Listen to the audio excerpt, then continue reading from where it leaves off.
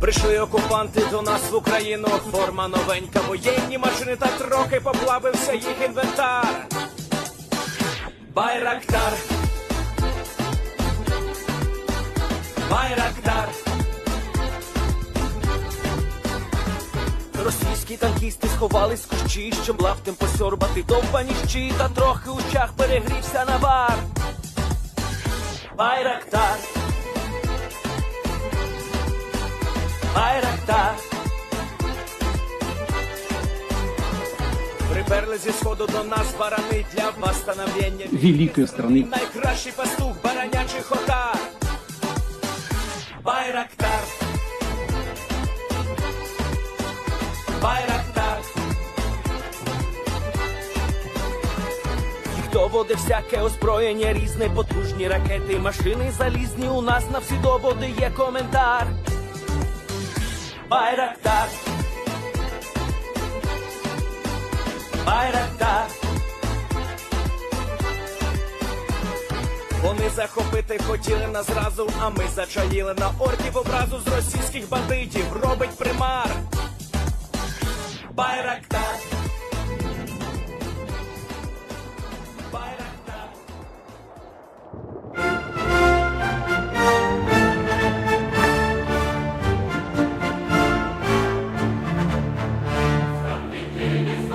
Future sons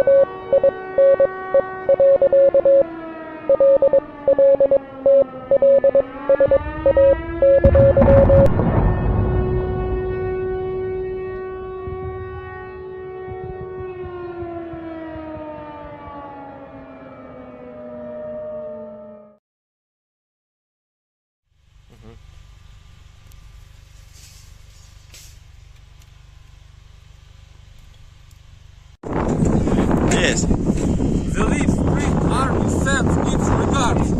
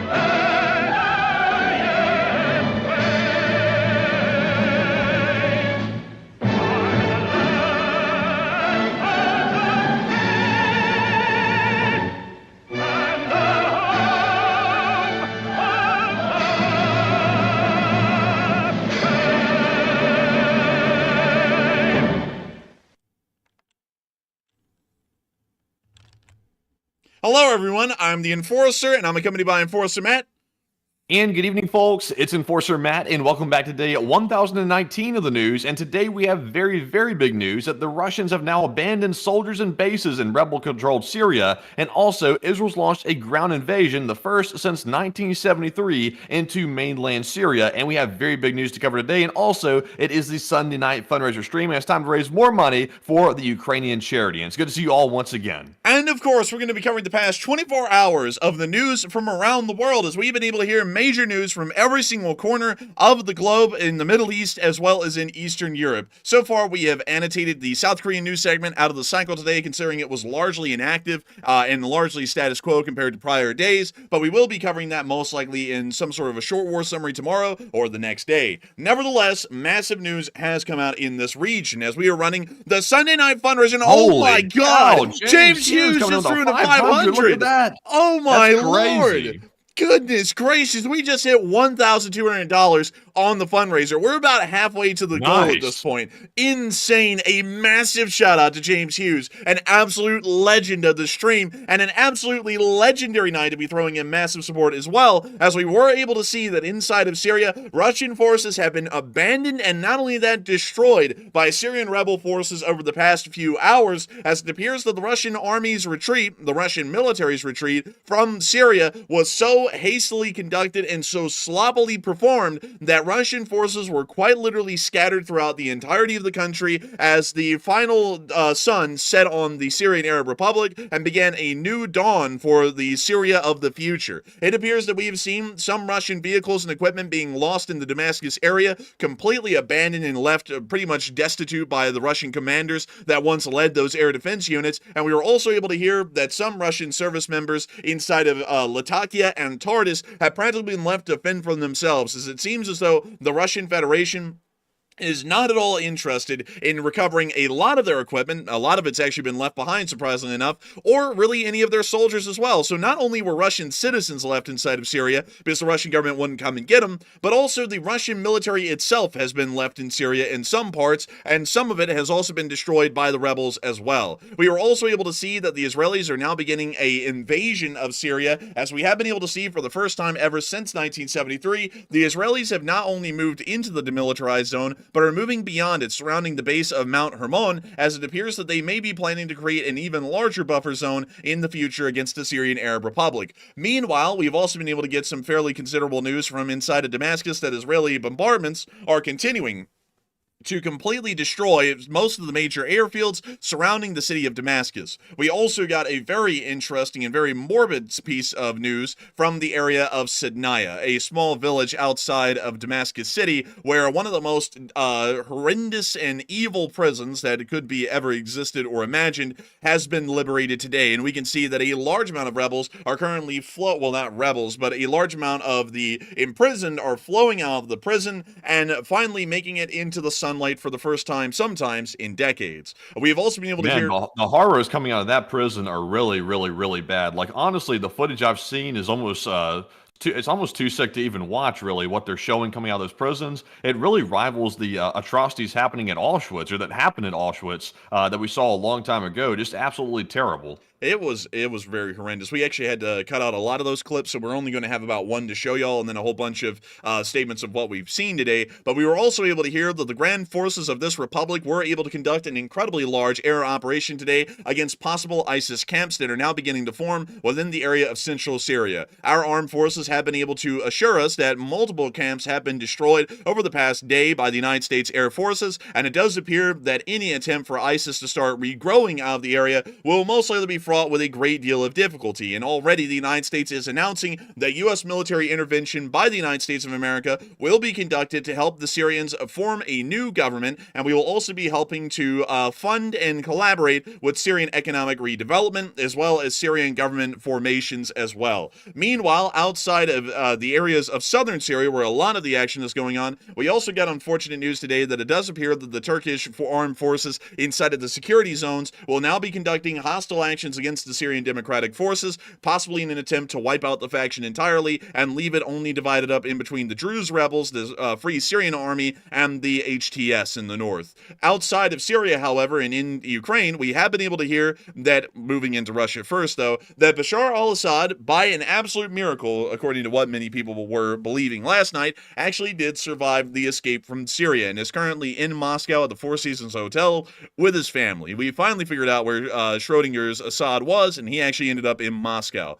Outside of that, we were able to see that the war in Ukraine is still grinding on, as it has been for nearly 3 years at this point, with Ukrainian forces valiantly holding frontline positions against a endless Russian onslaught. It does appear that the fate that arrived to the Syrian Arab Republic, better late than never, may eventually arrive to the Russian Federation as well, as calls for peace, talking about the specific instances that happened in the Syrian Arab Republic just over the past few weeks, are now being made towards the Russian Federation and their endless conflict inside of Ukraine. But we have loads of news to cover, and what's even crazier is that this fundraiser has actually already reached $1,600 in support for Nova Ukraine. Absolutely crazy. We have a $2,500 goal tonight, and it is crazy to see that in less than 20 minutes, we are already most of the way to that goal. I got to give a huge shout out to everyone, because the fundraiser is for Nova Ukraine, a tried and true nonprofit on this channel, and of course, all of the support makes a massive difference in Ukraine and helps the Ukrainian government to continue to focus on the actual frontline situation, while the nonprofits continue to focus on the humanitarian situation. A very important balance that has been kept in Ukraine for years,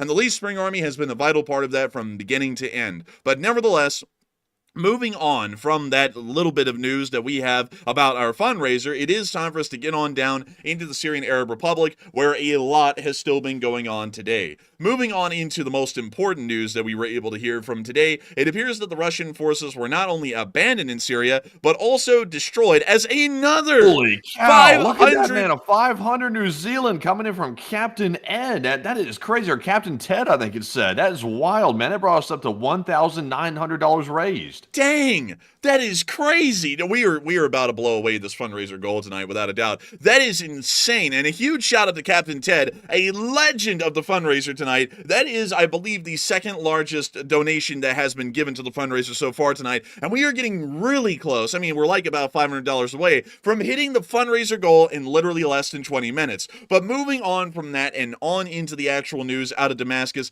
not only were the Russians abandoned, but they were also destroyed as well. And I want to make sure to show y'all one of the best examples that we have of them actually being destroyed, which came from Damascus just early this morning. Some people were driving on their commute to work. Of course, you know, the civil war may have been going on and just ended, and the rebels may have just moved into Damascus, but work continues. But as they were on their drive to work, why, my heavens, that's a destroyed Panzer S1.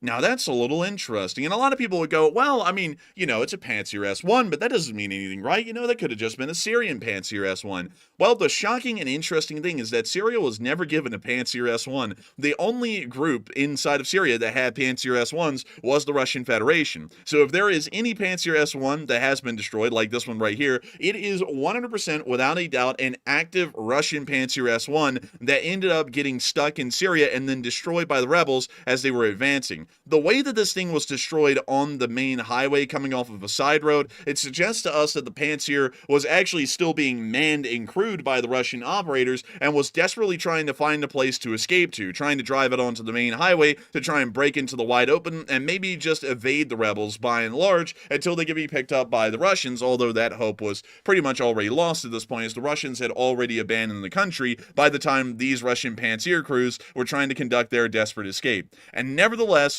with them trying to conduct this desperate escape, apparently the rebels came upon them and then wiped them out. The Panzer still burning on the highway by the time the sun had risen the next day. It is a very interesting thing to see that a Russian armed forces, well, a Russian army air defense system was abandoned inside of Syria with its crew still inside, based off of what we're seeing right here, because Panzer S1s don't normally set up in the middle of an active highway. That's just something that we never see. So we do know that because of the position of the vehicle, and also because all the doors are open as well on the back control cab and the front cab, there were people inside of this thing when it got hit, and they bailed out after it caught on fire. So with all of that in mind, the Russian army actually did not just abandon some of their forces in Syria, they left them to die, and they have maybe even died in the process, like we're seeing in this clip.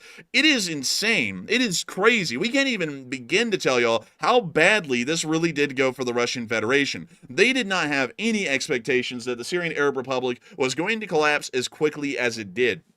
And a lot of people have been actually drawing some comparisons to the American withdrawal of Afghanistan in 2021, and I've got to be entirely honest with y'all, there is absolutely nothing in comparison to the fall of Afghanistan of 2021. And while that was an absolute crapshoot and a major deal of confusion and embarrassment for the United States, this is an even greater deal of embarrassment for Syria. When Afghanistan collapsed, the United States was actually on its way out, and pretty much all of Afghanistan had been left under the control of the Afghan government that was installed by America pretty much at the very beginning of the war back in 2002 and 2001. We were on the way out, and then the Afghan government imploded while we were pretty much already leaving at that point. We only had a few hundred American soldiers inside of Afghanistan when it actually started to collapse rapidly, and then that number quickly shot up back to several thousand as we were attempting to create a security perimeter around the Kabul International Airport so that way we could continue air evacuations of anything that was important that was left behind. From what we know, this is the craziest thing, the Russians did not have any plans to leave Syria anytime soon. It's not like they withdrew and then the rebels overran Syria. They were actively still there and were thinking that it was going to survive for a lot longer, as a matter of fact, and were planning on staying there well into the future. It was literally just a few days ago that we got an announcement from the Russian Federation that they were going to still be providing limited arms support to the Syrian Arab Republic, clearly showing that in their minds, the Syrian Arab Republic was not going to collapse because they were actively there there trying to stop it from falling apart. And then when it literally imploded and Assad flew to Russia just last night, the Russians then had to try and pack up anything and everything that was left and race it either to the airbase or the port to get it out of there. And if you didn't make the ships and you didn't make the planes that were taking off last night, you were left high and dry. There are loads of the good news, Enforcer, the good news is, luckily, with Russia leaving all its equipment behind the bases and also the soldiers behind, that is just less equipment and less manpower that Russia will be able to get back into the mainland to then use on Ukraine. So even though it wasn't a whole bunch of equipment left behind, that will still not be of assistance in the Ukraine war because they had to run off and leave it so quickly. Exactly. It's going to be a massive loss for the Russians, manpower and equipment-wise, because it's not really like any of this was conserved for Ukraine. Pretty much all of the equipment and the personnel for the equipment were all lost in the evacuation because they didn't even make it out. They're now inside of rebel-controlled territory. And things will not really be improving for those Russians on the ground. We don't know what's going to happen to them. We know that there's a decent amount of them still in there, but we do not know what their future looks like. Some of them are currently inside of the Syrian Free Army areas of control. Some of them are in the HTS's area of control. Some of them are even claimed to be in the Druze area of control, but we do not really know what's going to be happening to these people. But the withdrawal of the Russians from Syria was an unmitigated disaster. Nothing has ever come close to a withdrawal being this chaotic and this hasty because a country collapsed so quickly. The American withdrawal from South Vietnam in 1973 to 1975 was not as hasty and poorly thought out as the one that we're seeing in Afghanistan. And the one in Afghanistan did beat out the withdrawal from Vietnam back in 1975 of any of our diplomatic staff that were there. It was very chaotic and not exactly one of the proudest moments of this republic, but nevertheless, nothing out of those two even pales in comparison to what Russia did in Syria. Russia literally, I'm having to really beat this over the head at this point. Russia literally left their army behind in Syria when they were leaving. Just chunks of it. Like we don't know how many there are, but we do know that there's quite a great deal of them. Russian military bloggers are saying that loads of Russian soldiers are unaccounted for and have been abandoned inside of the Syrian Arab Republic, or at least what was left of the Syrian Arab Republic at this point. It appears that there was not only active soldiers that were there that may have just been left behind as they were getting out the equipment. Entire air defense units, like the one we saw burning at Damascus, were left behind with the crews in them with nowhere to go and no contact with the Russian government any longer. The Russians considered them worthless and left them to die just like they leave Russian soldiers that die in Ukraine just about every single day of the week. It is crazy to think that that is the reality of being a Russian soldier, but the Russian government cares not at all about the safety of their soldiers or their existence for that matter. Once their use is done for, they will leave them quite literally to die in rebel hands, which is an insane thing. And we even saw that reports were coming in later on in the day that the rebels had arrived in the port of Tartus, taking the port completely over. We then also started to hear that the Russians had been leaving in Syria immediately that morning, which is apparently the chaos that resulted in a load of Russian soldiers being abandoned inside the country. We then heard that the rebels were in Jabla along the coastline, apparently capturing the actual command and air base, which had been controlled by the Russians for years at that point. And then finally, one of our last clips we saw was the rebels in Latakia apparently having a street-side sitcom conversation, and here's the clip. When you see them out on the street, when you see this guy in the middle of the crowd, and he's like, if you give me a hamburger today, I'll pay you back on Tuesday. And this guy's like, no, you won't, you are a liar. And he's like, no, I am not a liar, for I have 5,000 Russian rubles, equivalent to 5 US cents, and I can pay you back on Tuesday. It seems like it could get out of control quick. You would think that, but they keep it largely in control. It turns into a sitcom, I'm not lying. We can see the very animated hand gestures as he points down the street. He's saying, down there is the restroom where you can go screw yourself, or something along those lines. He then holds his hands up, almost as if he is trying to make a grand statement. You now see him getting close. He's now quickly grabbing his fingers. He's extending his hand out as wide as it can be to where his fingers are pretty much going backwards at this point, and he's now grabbing onto each finger to make points. Just like the Syrian version of the town crier that we're watching right here, like literally a debate in the street. I think this guy is saying, now hear this, now hear this. Ding, ling, ling, ling, ling. Bashar al-Assad is no longer the leader of the Syrian Arab Republic. At this morning, he has capitulated the government and will be creating a new one, or something like that. He's out there doing that. We now see more animated hand gestures. أنا باهر يوسف سلامي لكل يوسف والله اللي بوجه الشوارب بيزعج إنسان نحن كلنا He's saying something about Allah will lead them through it. And we now see him doing an Italian hand gesture. This is very interesting. Holding his finger up.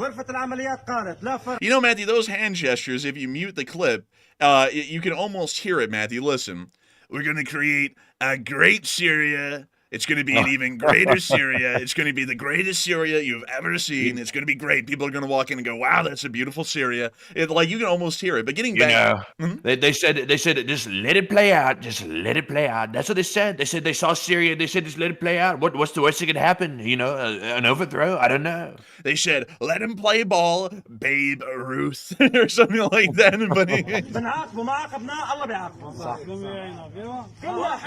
That one dude on the right, though, with the glasses on, he's had enough already, man. He's already given up. He's had enough, but now it turns into kumbayas. They will all begin to chant.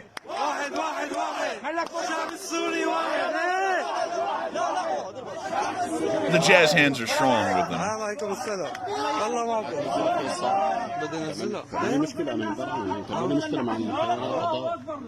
Let's go back and live our lives, said the calm men.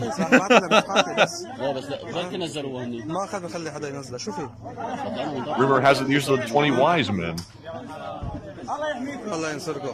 And we can now see that they're all gathering around to chit-chat, and the video ends, but clearly showing that they were in Tartus and are in control of the city. Meanwhile, outside of the coastline where the Russians were kicked out and some were abandoned, we then got to see that further down in Damascus, the Israelis were going hardball. It appears that they were now bombing airfields around the entirety of the city, including specifically the Meza air base, which is on the southwestern side of the capital, which we'll be showing y'all here in a second on Google Maps. Well, we can see drone footage here being made as the Israelis were airstriking the airfield, which I believe was housing some chemical weapons.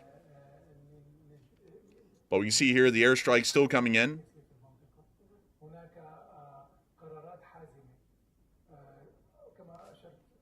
Bro just yapping in the background too while this footage is being shown. Just absolutely yapping. Man, yapaholics. And we can see the explosions still raining down on the airfield as secondary explosions are now also going off as well.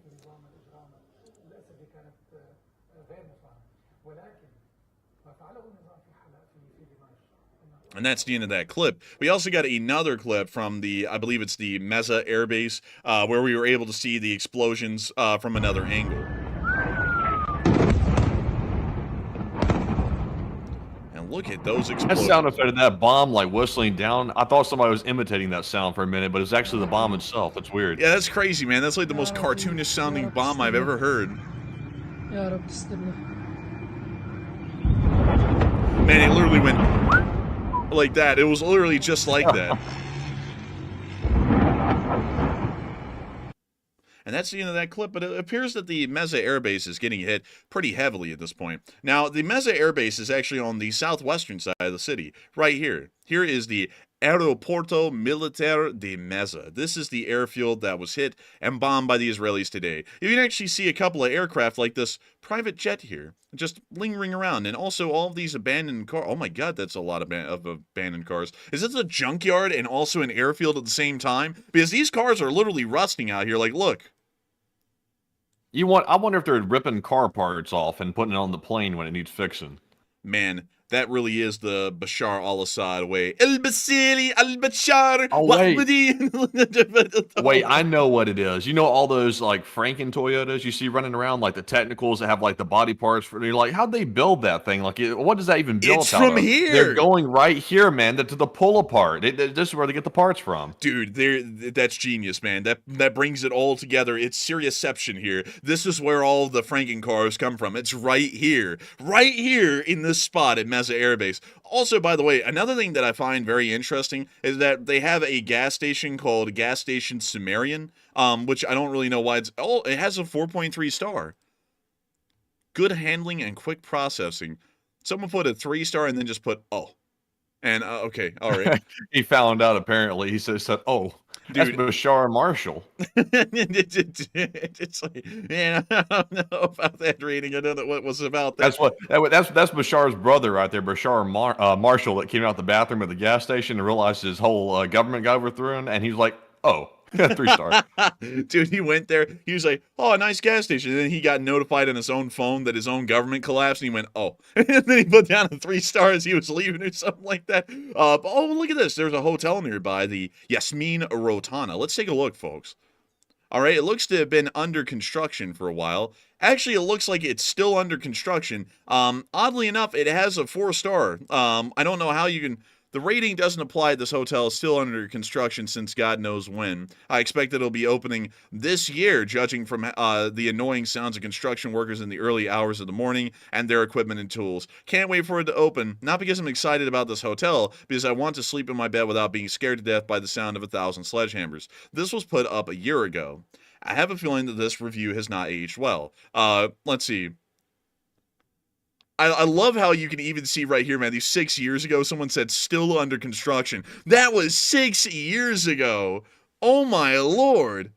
Can you imagine how bored you have to be to go leave a review on an unfinished building? Like, I've never even thought about that in my life. Like, who's just sitting around in Syria and sitting on their phone thinking, you know what I'm going to do today when I wake up? I'm going to go leave a review on that unfinished building under construction. That's what I'm going to do. I'm going to feel fulfilled today. Dude, you know, this is, yeah, they're like, this will really make my day that much better. Like, complaining about this unfinished hotel building. But you know what else? There's another hotel called the City of Jasmine Hotel. This one actually looks like it is open. So let's see. I don't know why, but they don't actually show the amount of stars. I'm guessing because these folks have been taken away to some Syrian prison for not so positive pro-government statements. I don't know. But we can see that some of them actually do have stars. Other ones literally do not. But what does this hotel look like? You know what? Let's go to the overview and let's look at the pictures. Okay. So it's actually not that bad. It actually looks... That's actually quite nice, actually. Surprising. It actually looks pretty nice. Wildly nice, interesting enough. This was taken in 2022. So this is actually a pretty decent hotel. How much does it cost to stay in a hotel room here? It looks like they're not listing the prices. I assume because the area came under new management and also the currency of the country no longer exists. So it's really hard to get an idea of what the price really is to stay in a hotel, probably considering that Syrian money actually is worth nothing, considering that the Syrian government is gone. So still kind of an interesting thing to see that there are some interesting and somewhat nice hotels around. But beyond that, though, a lot of people have been talking about those Russians that have been abandoned in the area, you know, kind of abandoned around hotels like that throughout the city. And reports are claiming that Russia is abandoning soldiers in Syria, which are being captured or destroyed by the rebel forces. And a lot of people have been putting in their thoughts. And Matthew, what are people thinking about that? Are they thinking that that's real or cap, or what are they thinking?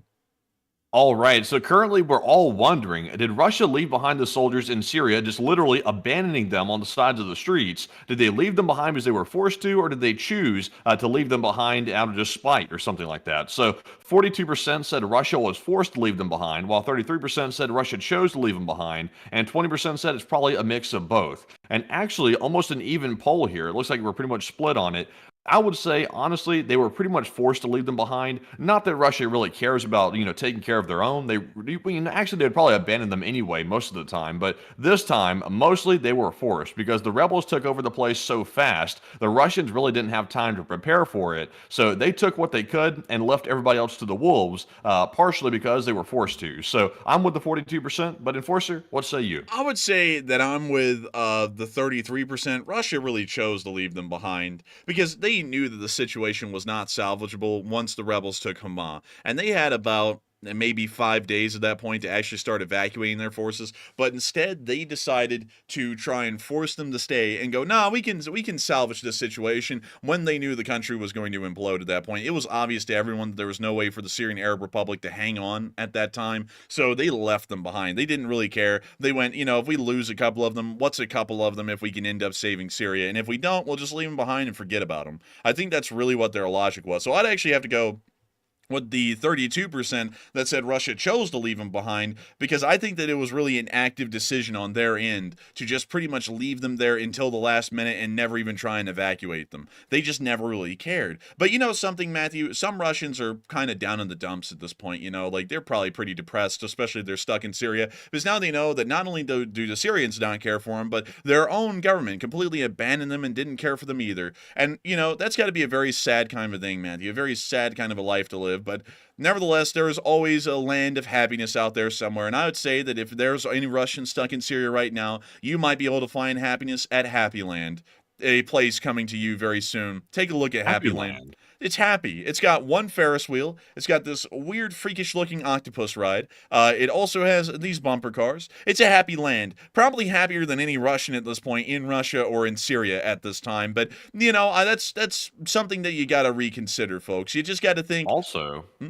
Also, if Happy Land is not your place, they do have the Land of Horrors right over there on the other side of town if you want to go check that place out. But I wonder what is going to happen to the Russian soldiers left behind. Like, I wonder if the rebels are going to round them all up and put them into some sort of detainment center, or are they going to start wiping them out as they find them? I wonder what the strategy is going forward, because obviously the rebels hate the Russians. They view the Russians as the mortal enemy, apparently, from what I'm seeing, and it looks like they might be very, very hostile to them, probably beyond any, like, imagination at this point. So what do you think is going to happen to them? I would have to say, I think they're probably going to be arrested and then put on trial and sentenced to some form of punishment for what they did. I have a feeling that that's got to be coming around the corner. Some people who collaborated with the rebels in the final hours may be given a little bit lighter punishments, but I have a feeling that severe punishments are coming all around, because these people were committing absolutely massive atrocities against the Syrian people, and it appears that the Syrian people are not going to be forgetting that anytime soon, because these leaders were pretty much in charge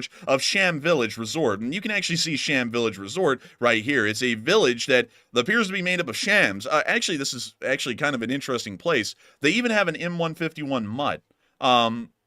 What the hell is this place, Matthew? Like, what is this thing? Wait, we just hit the goal. Hey, what? Whoa, no way. Oh, my God. Man, Rita Fuchs took us over the goal with that 200. I'm telling you what, jaga, slow Ukraine. And, man, it's absolutely amazing. We love to hear it, man. While the Syrians may have been in charge of Sham Village and the Russians are kind of living in Sham Village, this fundraiser was no sham. We already hit the fundraiser goal in less than an hour. Absolutely classe and beautiful to see, because the Lee Spring Army has never missed a fundraiser goal in its history and will never miss a fundraiser goal even well on into the future. And so a big shout out to each and every single one of you who made that possible. And it is time for us to talk a little bit more about the actual news that was going on in Syria today. Moving on into another clip that we were able to see in Damascus, we were able to also see the bunker under General Maher al-Assad's home. And Maher al-Assad was the brother of Bashar al-Assad. Take a look at this. He enters the shaft. The rebel enters the shaft while Maher al-Assad gets the shaft because his government collapsed. And we can see here that he now walks into this interesting kind of a stairwell here, and there's a pulley at the top of it. Now, the pulley's a little special. I'll explain what this is. So you'll see this little rail system right here, right next to the stairs, and you'll be thinking, oh, that kind of is interesting. What is that, a minecart? Like, what do you take, like, ore and minerals out of the bottom of this bunker and then pull them up? No, you don't understand. Plebeians take the stairs. Maher al-Assad had a special minecart constructed that it had seats in it that he would sit in, and then the pulley would slowly lower him down the entire length of the staircase to the bottom. So that way his blessed feet, Assad feet, would not be punished by the rough concrete of the stairs. You'll see that when he gets down to the bottom. It's literally a Minecraft tunnel. Yeah. It's literally like one of the tunnels that you build to your mine. We see this guy. This guy talking so goofy for in this tunnel. He said, man, he said, "Is this tunnel for me?" It's like, no. Dude is dumbfounded. He's walking through a tunnel. We now see him making it on down. When you hear some kind of a beeping, it sounds like a McDonald's fryer. They need to change the battery in the smoke alarm.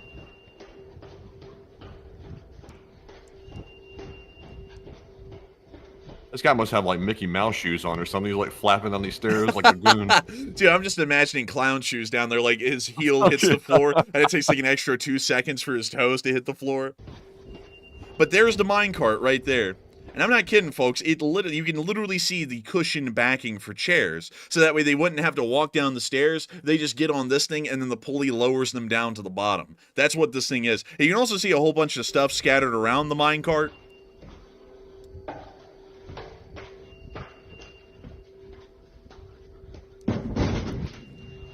Honestly, like, nice tunnel. Like, seriously speaking, though, well cleaned. Also, we have a pistol case down here that's empty. I'm assuming that the pistol's been taken. You now see him going to the electrical room. And now we can see the hallway of the bunker. It's really well lit. It's white down here. It appears that they were trying to follow the modern fashion trends. And we can also see the entrances to the different rooms going off of the hallway. We can see this one here that has an insanely high amount of pistol cases in it. They're all empty. You can hear that they're empty. There's nothing in them because of how light they are and how quickly they move around.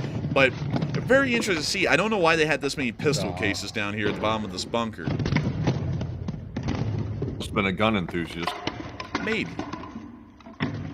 It's just a little Also, I can't tell, but they have a really elaborate, like, ventilation system in the roof. They must have had this, like, completely sealed off for, like, maybe, like, protecting from tear gas and things like that. Hermetically sealed, even, I would say. Like, it almost looks like that. But then we also got to see something from outside the city that wasn't as interesting of a bunker complex as this one, and, like, how fascinating it is and how much money they had to have ripped out of the Syrian government to build these things out in the area of Sidnaya. Sidnaya is a very interesting place. It hasn't really been talked about much, at least until now, but it is a very interesting place. Sidnaya is a little village just right outside Damascus. It's not that big, and there are some pictures out here of Sidnaya. It does have some very interesting landmarks. This is actually a Christian church. I believe it's called the Church of Transformation. It's a very interesting one, and it is very interesting to see such a place. It's a beautiful place, actually, but one thing that's really interesting, not is the town of Sidnaya, but it's kind of something else outside the town. Now, many people are probably going to start remembering Sidnaya a lot like another name that is synonymous with the horrors beyond comprehension, which many of y'all will know is called Auschwitz. But outside of Sidnaya, right up down the road, is a compound. You can actually see it right here. This compound is surrounded by a security perimeter, as you can see, filled with barbed wire, and is largely a labyrinth built on top of a hill.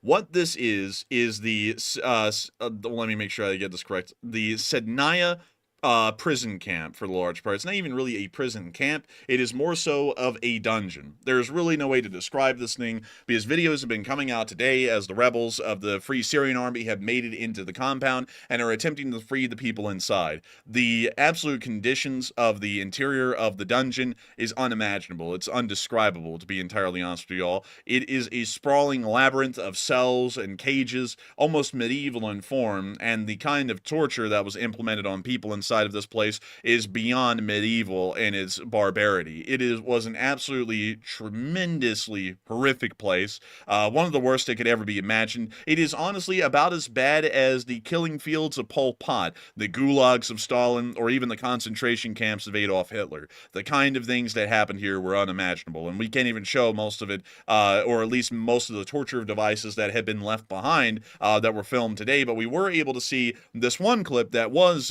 cleared for showing here on the channel of them releasing some of the prisoners from the larger cells. We see the prisoners inside begging to be set free.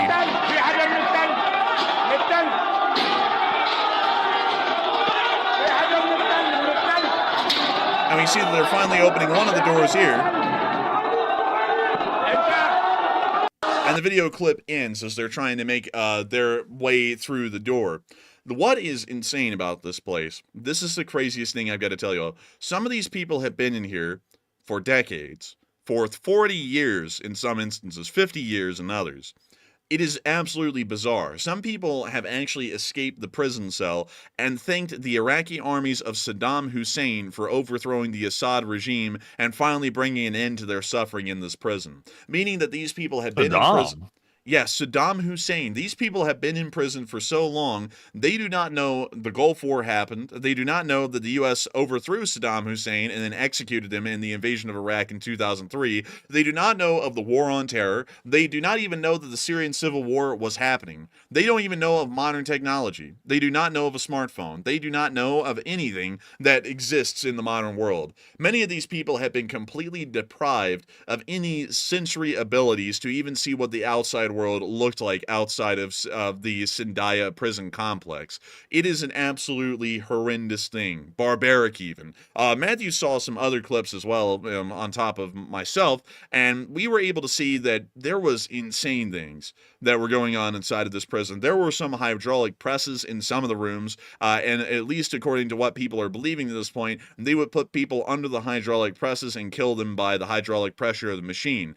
There was also other forms of untold torture that were happening inside the prison that I believe Matthew may have a little bit of a better grasp on than me. And so, Matthew, would you like to share a little bit of what you saw at the Sindaya dungeon today as they were liberating it?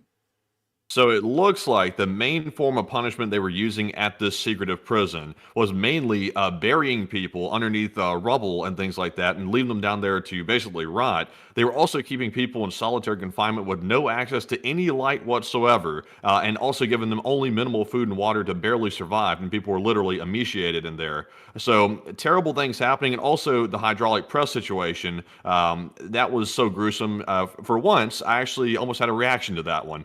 Very, very gruesome indeed. There were atrocities going on in this prison. It's probably never been seen since the days of Hitler in the Nazi regime. So this was a very, very nasty place here. And there's some things that happen here that I can't even repeat on the air because YouTube would probably flag the stream for such horrific content. So definitely one of the worst places on earth here. And I don't think anybody really knew the full extent of how bad this actually was. Like, we knew it was a secretive prison, and that was pretty much the extent of it. And we didn't know exactly what was going on. We suspected torture for a very long time, but it was indeed diabolical what's happening here. It was horrendous. There really is no way to describe the atrocities that are even just being seen in the aftermath that happened inside of this prison. It was truly a dark and horrendous place to live in or even survive in for a lot of these people who were fortunate enough to live long enough to finally see the light of freedom. And what's even crazier about that, that's not a play on words. They quite literally saw the light of freedom. A lot of these people hadn't even seen light for decades in some instances.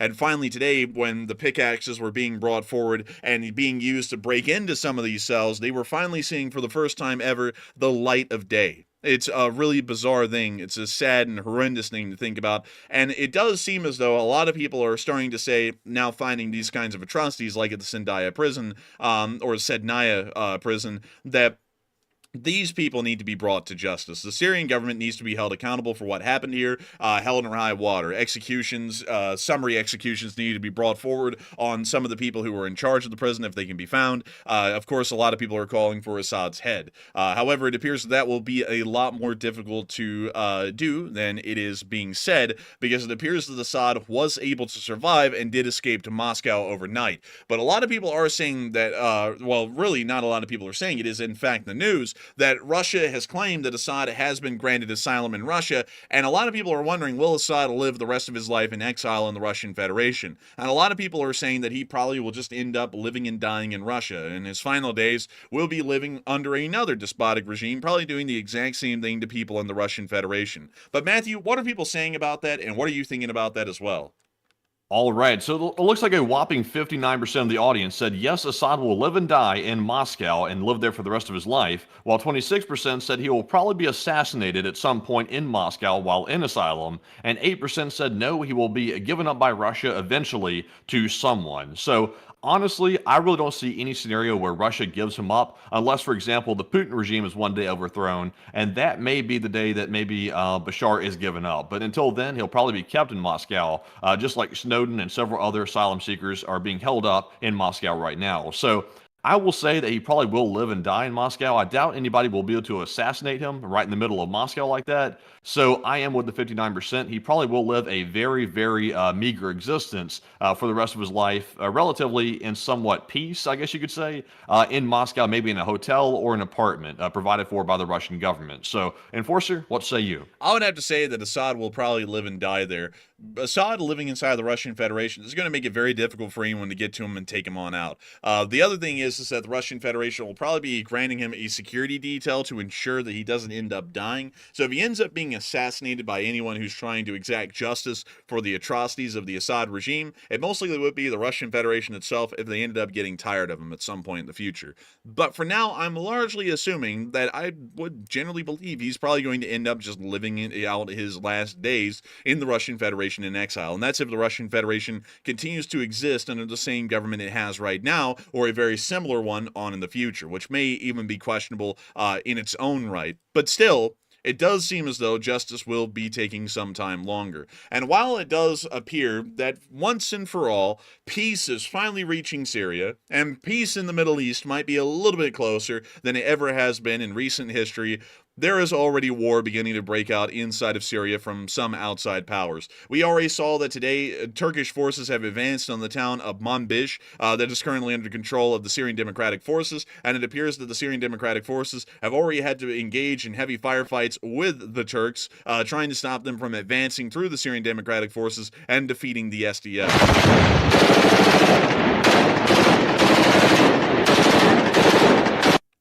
We then saw on the southern side of Syria, outside of the area in between the Turks and the SDF, that the Israelis are now announcing that they're going to be entering a fourth war, and they're going to be entering the Syrian conflict to create a sanitary zone around the DMZ. בלילה נמצאים בלחימה בארבע זירות. כוחות היבשה נמצאים בלחימה בארבע זירות, בטרור ביהודה ושומרון, בעזה, בלבנון, ואנחנו אתמול בלילה הכנסנו כוחות גם לשטח סוריה. ויש לנו כוחות יבשה מעולים שעובדים ביחד, חי"ר ושריון והנדסה וארטילריה, ועובדים ביחד גם עם כוחות אחרים בצה"ל, אוויר וים ומודיעין, וכל הדבר הזה מביא את צה"ל גם אחרי שנה קשה, גם אחרי יום מאוד קשה בשמחת תורה בשנה שעברה, ללכת קדימה מאוד חזק ולהגן על המדינה בצורה טובה. זה הולך להיות שלכם עוד כמה דקות, אתם תלבשו מדים עוד רגע, ואתם מקבלים את המקל הזה עם אחריות מאוד גדולה, לדעת להיות ביחד בטוב, כי זה החוסן של מדינת ישראל להיות אחד עם השני. And that's the end of the clip right there, but that was a statement given by the Israeli military today by the chief of staff to the Golani Brigade, stating that the Israelis are now going to be fighting inside of Syria at this point. And we were able to hear that today the Israelis are occupying the DMZ, and not only that, they are now reaching outside of the DMZ, and they're now moving to secure the entire base of Mount Hermon on the southern side, inside of Syria, and it appears that for the first time ever, Israeli forces since 1973 are now actually crossing over into what used to be the Syrian Arab Republic in some form of an armed intervention. We are not exactly sure how large the sanitary zone the Israelis are planning on creating will be, but it is once again a little interesting to see that the peace is already beginning to end, literally just hours after it was made by the Druze rebels within this region. Meanwhile, we also did get to hear that the United States of America and the armed forces of the Republic were conducting some very large bombing campaigns today, as dozens of airstrikes were conducted to eliminate ISIS camps inside of central Syria. It does appear that according to the United States Central Command, the ISIS factions are beginning to already rise up within central Syria and may threaten to destabilize the already fragile region once again. And according to a direct statement from the U.S. Central Command, forces conducted dozens of precision airstrikes targeting known ISIS camps and operatives in central Syria on December 8th, which was today. The strikes against the ISIS leaders, operatives, and camps were conducted as part of the ongoing mission to disrupt, degrade, and defeat ISIS in order to prevent prevent the terrorist group from conducting external operations and to ensure that ISIS does not seek to take advantage of the current situation to reconstitute in central Syria. The operation struck over 75 targets involving multiple U.S. Air Force assets, including B-52s, F-15s, and A-10 Warthogs. Battle damage assessments are underway, and there is no indications of civilian casualties or collateral at this point. CENTCOM, together with allies and partners in the region, will continue to carry out operations to degrade ISIS operational capabilities, even during this dynamic period in Syria. There should be no doubt we will not allow ISIS to reconstitute and take advantage of the current situation in Syria, said General Michael Eric Kurilla. All organizations in Syria should know that we will hold them accountable if they partner with or support ISIS in any way. Largely, Enforcer, after hearing that statement here from U.S. CENTCOM, it makes me wonder, since the U.S. is obviously stepping in to make sure ISIS cannot reconstitute once again, and that was our main fear the other day, and a big reason why we were saying that Israel might invade Syria, which they've now done. But the catch is, though, these airstrikes are very potent, and also they're some of the largest airstrikes we've seen in a long time against ISIS by the United States and also Israel as well. Why does Israel need to do a ground invasion since we do have this under control largely without a ground presence? And airstrikes could probably suffice. So what is the need for a ground invasion with this being considered? I'm not entirely sure. That's been a big question today, is why in the world are the Israelis now advancing beyond the DMZ, which is perfectly fine to remilitarize given the dangerous situation inside of Syria. Why are they advancing beyond it? There really is no purpose at the moment to be well explained, to be entirely honest, because some people are saying, and this is one that sounds pretty reasonable on the surface, but once you look beyond the surface, it seems to not really make a lot of sense, that Israel is wanting to make sure that ISIS will not be able to crop up and threaten Israel. Back in the day, back when ISIS actually existed and the multinational coalition was crushing ISIS in Iraq and Syria, the Israelis did practically nothing to help out or stop that from happening. Like, that's just entirely honest right there. They didn't really do much. So it's a little bit interesting to say that the Israelis are now concerned about ISIS, because back when they actually did exist and were a legitimate threat in the region, at full scale, they didn't really do anything at all. So I don't really know what the point of it is as to moving out of the DMZ. I guess they're trying to just secure more ground to administer on in the future. I'm not exactly sure. I don't really know why, but still, a lot of people have been throwing in opinions on this. And go ahead, Matthew. And also, by the way, I see David Tablet saying in the live chat, he said, I think the reason for the invasion is the security of the chemical weapons.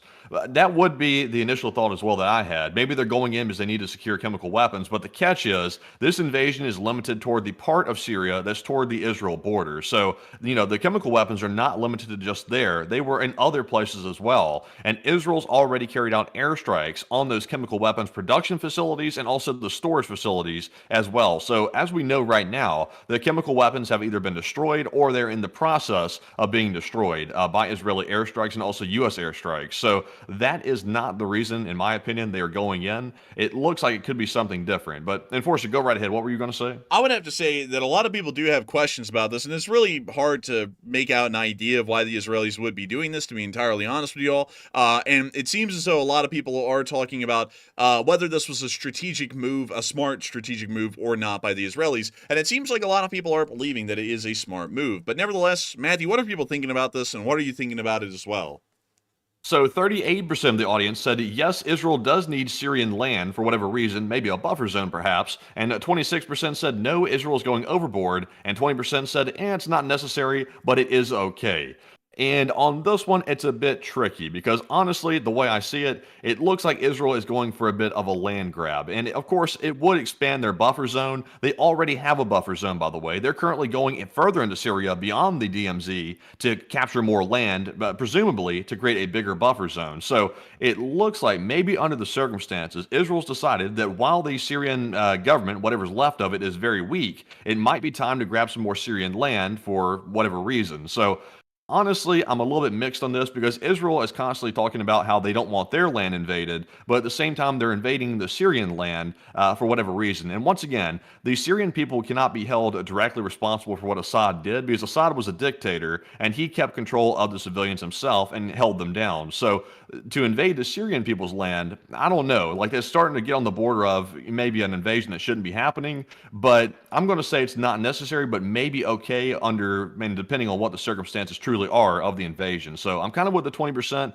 but a little bit on the fence, almost on the side of Israel going overboard. But Enforcer, what say you? I would have to be with the 20 or 26%. I don't really see this being a necessary move. Now, we have supported Israel 100% of the way because they've been supporting Western and American interests, fighting Hamas and Hezbollah and ensuring that Iranian proxy forces are not able to destabilize the region and pull it out of American control.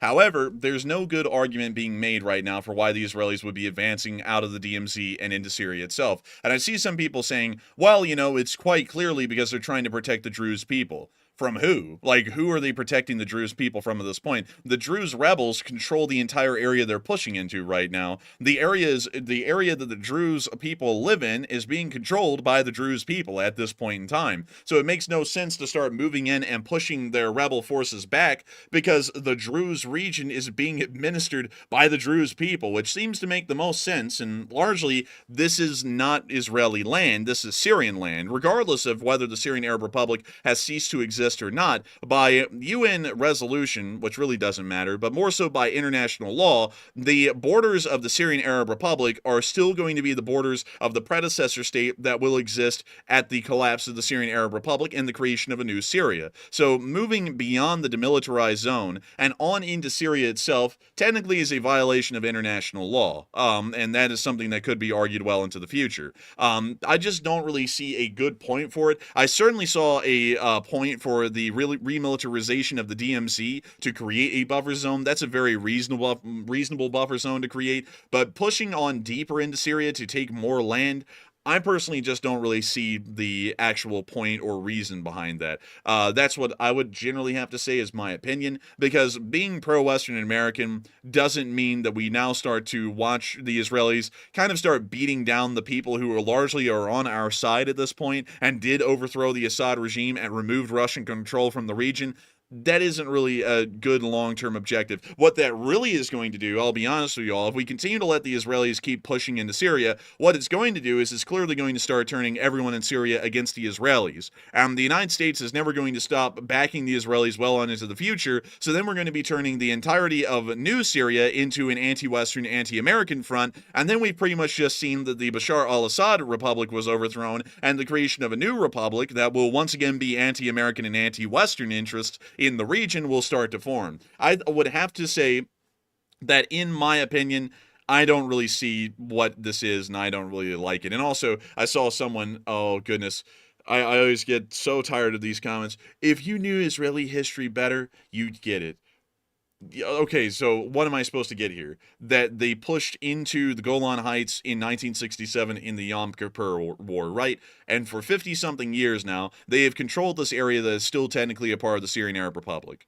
And so now that they have that buffer zone technically, which they're not supposed to have, and they've only had it because the Syrians have never actually gotten into peace talks for the Israelis to release it back, now they're supposed to take more ground, which makes more sense. Like, I get that a lot of their neighbors are hostile, but at this point, factions inside of Syria, like the Syrian Democratic Forces and the Free Syrian Army, which are some of the larger groups in the area at the time, are openly stating that they have nothing against Israel, and in fact, they would like to create they would like to become a part of the Western alliance in this region. So Israeli actions right now are being directed at what is going to potentially become at this point in time a Western ally.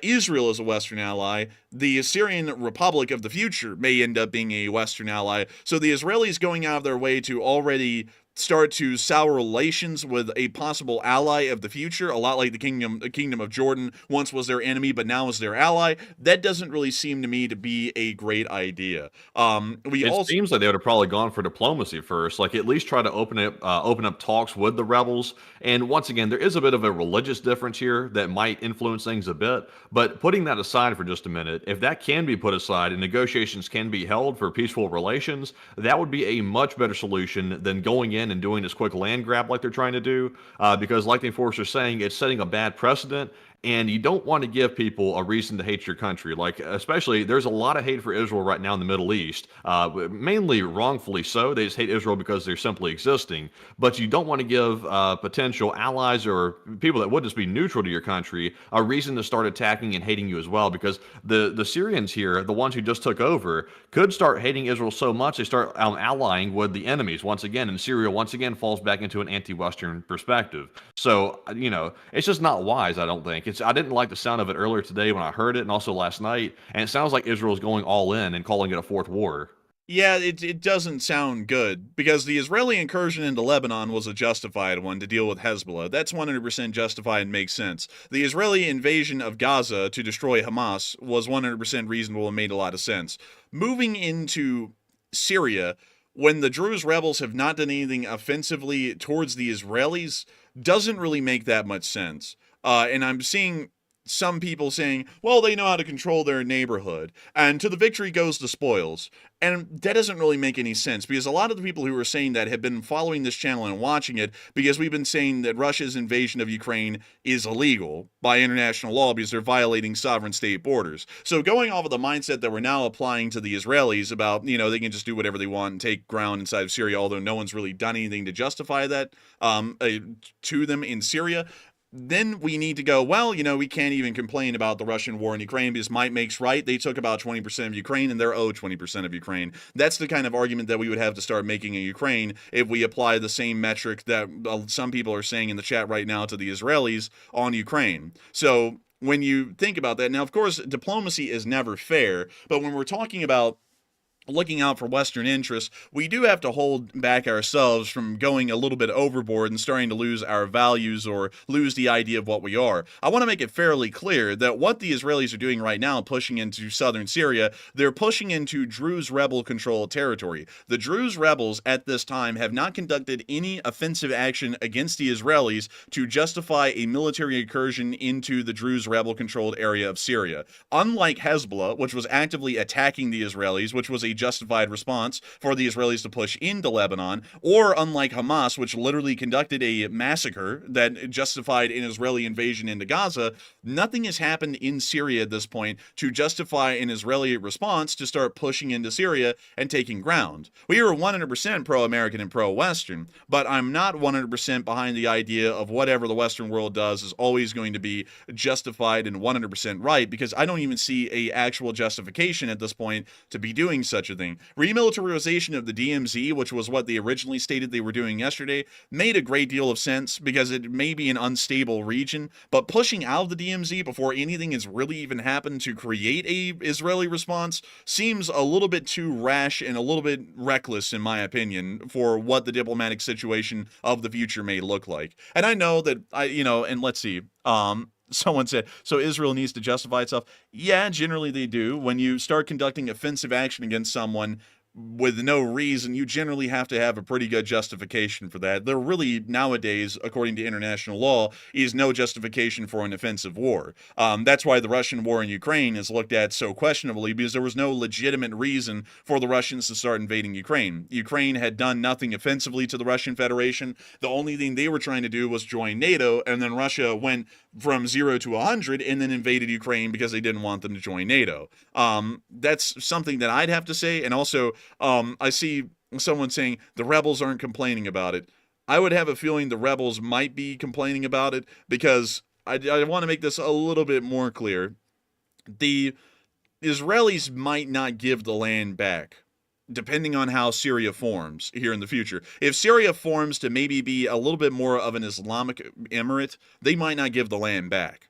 Because they'll say that this government is hostile to Israeli interests. The important thing to remember, folks, is that if we are trying to make sure the Western world works off of international law that we largely created, and the sovereignty of a nation's borders are always supposed to be respected. We can't just throw that out of the corner because people have a bit of a preference for the Israelis and generally look at the Syrians with a bit of a bias. We can't do that. Sure, the Syrian Arab Republic has been a horrendous government, but the Syrian Arab Republic is gone. We're looking at the dawn of a new age, and we have to be moving forward into this new age with the Syrians, and a footing that is a little cautious but still optimistic. There is a great chance that the Syrians can become a Western ally, but if we allow things like the Israelis to start in making incursions into their territory that they control at the moment, that is already going to be starting Western relations off on a sour foot, because technically that would be an illegal occupation of Syrian territory at the time. So that's what I'd have to say. Like, it just, like, it seems justified if you want to say, the Israelis can do whatever they want, but at the same time, we have to understand that you can't sit there and let everything happen that you want to happen just because you can, because then we could start losing prime opportunities of the future, like getting Syria pro-Western. And y'all don't know what that means for the future. If Syria actually has a warm reception by the West, which it sounds like they're already getting one right now, we will probably see that Syria actually does move towards being Western aligned. They might be lukewarm like the Iraqis, but they'll still be Western aligned, and they will be largely stopping terrorist activities inside of their borders, and they'll be stopping the armament of the Islamic Revolutionary Guard Corps inside of Lebanon and Gaza that is continuing to keep the Iran-Israel proxy war going. If Syria enters the Western world, Iranian largely chaos that's been created in this region for 40 years now will come to an end. It seems a little bit rash to allow the Israelis to kind of push in and do whatever the hell they want and possibly throw away that entire opportunity that may be coming down the pipe if we allow it to naturally happen on its own. And also, if Israel is trying to work toward cutting off the corridor, basically, for Iran weapon shipments to Hezbollah and Hamas over there on the coast right over there, if that is the goal, surely Israel's not going to go that far into Syria, because they'd have to go very, very far deep into Syria to actually stop that with military force. So really the only viable solution is to negotiate with the rebels, the new government, to stop these shipments from Iran. Doing the land grab situation, that's not a real solution to it. Like, that's actually going to shoot Israel in the foot, like you're saying. Yeah, and also I see I just saw John Underwood saying the Druze are allies of Israel and will remain so.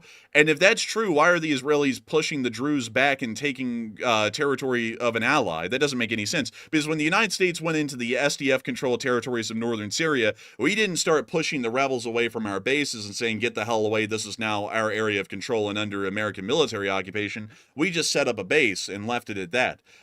That's generally what I would say. And also, I'm starting to see, and I don't mean to say this rudely, but I'm seeing a lot of people who have very little of a grasp on what things mean, because someone said, you act as though they are invading the entire country. That's really trying to straw man the whole thing. They're taking ground that is not theirs by international law. It doesn't matter whether it's an acre or several square miles or half the country. It does not matter. They're taking ground that is not theirs. Diplomatically, that will cause issues. I don't know if you know this, but there's actually huge diplomatic issues being created right now and have been created in the past in between the Soviet Union and China, and in the modern day, the Russian Federation and China, over a couple of islands that exist in the Amur River, like this one. This island is actually contested, I believe this is one of them, by the Russians and the Chinese. No one lives on it. It's practically worthless. But nevertheless, back in the 80s, several hundred Russian and Chinese border guards ended up dying in border skirmishes over who actually controlled the islands in the Amur River. It doesn't matter whether it actually has any significance or not. It matters that is considered someone else's land. That usually is a pretty serious thing to violate someone's sovereignty or the respected territory of a country, because you just say, I'm a little scared, so I'm going to have a bit of a happy trigger finger at this point. That might not end up well, especially, I'll explain it like this. Turkey is working against Western interests in northern Syria with doing what they're doing against the SDF right now, and might actually end up souring the SDF against Western interests in the future. And now the Israelis are doing the same thing to the Druze rebels. Like, I'm all for, countries understanding that they're in a dangerous area and they generally have to go around with a cocked gun, but at the same time, it can't be so much so to the point that now when peace is finally descending over Syria and there is a chance that there may be a Western-aligned government coming out of Syria in the future, that now they start going ham and start beating the shit out of everyone that just took over the area. That doesn't really make a lot of sense to me. Just putting it as frankly and as in plain language as I can. I'm generally not a big fan of that. And so I hope that. Unfortunately, I think the current poll, by the way, if you want to go ahead and cover that one, it might actually tie right into our current discussion if you want to cover it. And also, yes, that is a very good poll because the U.S. has conducted massive airstrikes on ISIS strongholds in Syria today, and will this keep them at bay? And it seems as though some people are believing that it'll only keep them at bay temporarily, but not for long. But Matthew, what are people thinking, and what are you thinking as well? All right. So once again, this is important to the discussion because the main concern here is that Israel is trying to keep ISIS at bay because ISIS does have sleeper cells inside of Syria. But now that the U.S. has conducted historic airstrikes on Syria to get rid of the ISIS cells, will this keep them at bay? So 41% said temporarily so, but not long term, while 28% said yes, ISIS will never reconstitute, and 19% said no, ISIS will return very soon. And I will say, this one set of airstrikes, even though it was very large airstrikes, very extensive, this will not by itself keep ISIS at bay. It will put them down temporarily, but more airstrikes will probably be coming in the future by the U.S. This was not a one-off event, and also Israel has the ability to conduct airstrikes of their own if they need to on these ISIS strongholds. So I don't think, once again, I don't think this land grab here is necessary to keep ISIS away from Israeli territory. The airstrikes would do it, and also the U.S. is more than willing to help. So I would say that in the short term, this will temporarily keep ISIS at bay, but more airstrikes will be needed. So I'm with the 41%. But Enforcer, what say you? I would have to say that I would have to be with the 41% as well. It will probably hold them back temporarily. We'll probably have to see another multinational coalition made to crush ISIS on the ground in the future because bombing only goes so far. Usually you have to have forces on the ground to be able to ensure that they don't continue to grow. So I would generally have to say that I'm with the 40% as well. This will stop them for now. But at the same time, though, if it does become an issue, the Israelis have an air force. They can bomb them as well. And the Israelis could also join a multinational coalition to bring them down. If they're and it also doesn't make any sense either if that's the justification that they're scared of ISIS. ISIS camps aren't even popping up in the area around Damascus or in Druze territory. They're all popping up in the middle of the desert once again, like they did in the past at Palmyra and in places like Al-Qawm. It's nowhere near to where they're at the moment. So this seems pretty rash to do something like this at the time and possibly start souring relations with the new Syria that's being formed. And so with that, I hope that does address that at least the best I can, in my opinion. And also, let's see.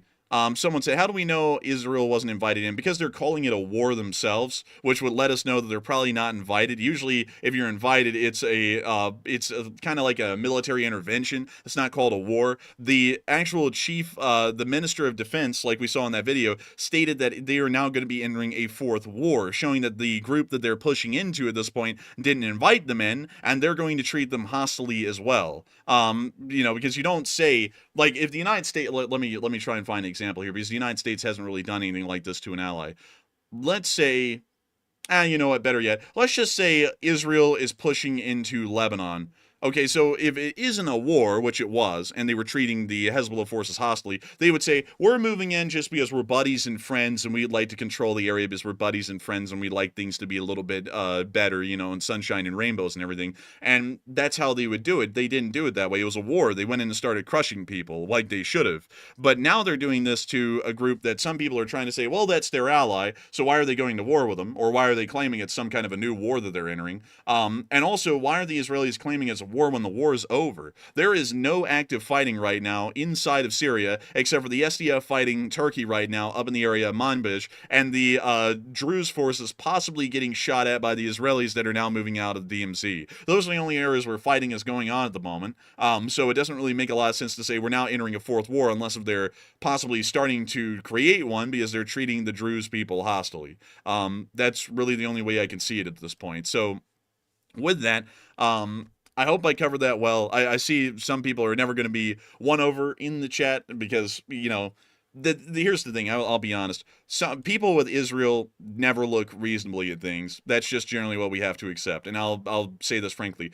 When we look at things on this channel, we look at it with a level head, and we are pro-Western and pro-American, and Israel is a pro-Western ally, so generally we are in support of whatever Israel does, especially when they conducted the war against Iran's proxies inside the Gaza Strip and inside of southern Lebanon. Those were 100% justified, and honestly long overdue that they conduct some form of military action to crush those groups. 100% a justified thing. However, when we start to see that the Israelis are doing something like this that I don't necessarily agree with and could possibly start to jeopardize the long-term diplomatic situation in the region, this is where I start to differ with the Israelis. And I say that this is not a great idea and a smart idea. This does not mean that because I start to disagree with the Israelis that now there's some sort of evil people or I'm completely naive on the topic, although everyone was agreeing with the analysis up till this point. And it doesn't mean that we became anti-Israeli or we're anti-Semitic or something crazy like that. It means that the Israelis are doing something that does not really necessarily look like it's within Western and American interests in the region, and so now we are going to start to disagree with the action. While other actions that they have taken certainly have been within a pro-Western and pro-American framework in general for the region. That's how we work it. Like, I'm sorry if for some reason you're just like 100% pro-Israel and Israel could start just wiping out Syrians and just rapidly advancing through Syria, and that's fine with you because you love the Israelis, or you hate everything the Israelis do, so even if they fire in self-defense, they're completely unjustified. I'm sorry. Like, that's not really the audience we're trying to entertain. We're more so trying to entertain an audience that actually rationally looks at things and gauges whether something is always going to be in pro-American interest and Western interest or not. And sometimes allies can operate outside of pro-Western interest, just like Turkey has, and that's become a massive point of contention on the channel because Turkey is always operating these days largely outside of Western interests and only in their selfish self-interests in trying to create a small mini-sphere within the Eastern Mediterranean and the Black Sea. But nevertheless, I hope that does address that, at least the topic of that the best I can. But with that, Matthew, I understand that we have some top donors to the fundraiser tonight, and who are those folks? All right, so just to recap the fundraiser real quick, we've currently raised over $3,000, which is well above our $2,500 goal tonight. So huge shout out to the LSA once again for helping us to reach that goal. And also to call off some of our top donors of the night, our first one here goes to James Hughes, who puts in a $500 donation, one of the largest ones of the night. And huge shout out to James for that very generous support to the fundraiser. We also had a $500 from Captain Ted, also another massive one, the second largest of the night. We also had a 333 from Hal Rose, a $333 donation like usual, and huge shout out to Hal, along with Rita Fuchs, who put in a $200, and then Gene Kustra put in a $150, along with Activista, who put in a $100, along with some guy called The Enforcer, and then Hal Rose threw in another $100, along with Trister1, and then we had several $50 donations, the first being from Ted Mitchell, as well as John Garner, Frostbite Productions, Outdoors Delmarva, Samuel Szymanski. I'm sorry, Samuel, I butchered your last name there, but huge shout for the support to the fundraiser. Also, Greg Carrier put in a 50 along with Dad Good and Axel K. And huge shout out. Also, by the way, someone said no yelling. I'm not yelling, folks. I'm not yelling. Am I yelling, Enforcer? Am I too loud? No, you're not yelling to me. You're fine. So once again, folks, I am not yelling. Listen, I'm not. I didn't raise my son to be like this. But anyways, like seriously speaking, all Seinfeld references aside, huge shout out to everybody who's donated tonight and helped get us up to the goal. It's been tremendous tonight how much we've raised once again on another Sunday, and it is amazing to see. So huge shout out to the LSA and Enforcer. What say you? And I got to give a massive shout out and a huge thanks to every single person who has supported the fundraiser tonight here on this channel, because y'all have made an absolutely amazing contribution to the fundraiser tonight and helping out folks in Ukraine and helping to support Western and American interests around the globe. And I got to say a massive thanks, a massive support to each and every one of y'all, because y'all are continuing to make the war in Ukraine a possibility and helping the Ukrainians to slowly make their way to victory, hopefully here within the next year. And so with that, I hope that does address that the best I can, at least in my opinion. And with that, Matthew, I also understand that we have a couple of questions from the chat as well. Yes, we do. We have some very good questions tonight, but first of all, let's grab our Morse code decoders of the stream. And tonight we had Cliff Simonson, Mark Hodges, Earl Bernew, Kevin J, Paul Schultz, David Millsaps, Her Royal Fluffiness, and also Arabelle Garbo. They said the Morse code for tonight says from the LSA Signal Corps, Russia suffered a major blow in Syria, and soon it will be Ukraine. LLT LSA, and great job, guys. And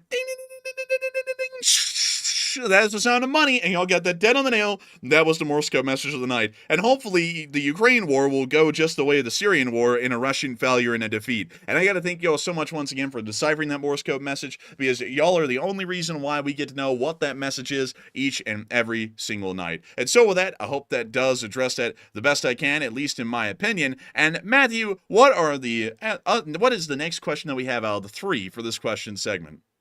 All right, so this one, the first one here, goes to none other than AF Kaplan. He says, now that we know that Assad is alive, do you think that the ICC will issue an arrest warrant for his innumerable crimes against the people of Syria? Isn't that also interesting, AF Kaplan? Also, Enforcer, check real quick before I say anything else. Is there a current warrant out for Assad, or has that not been issued?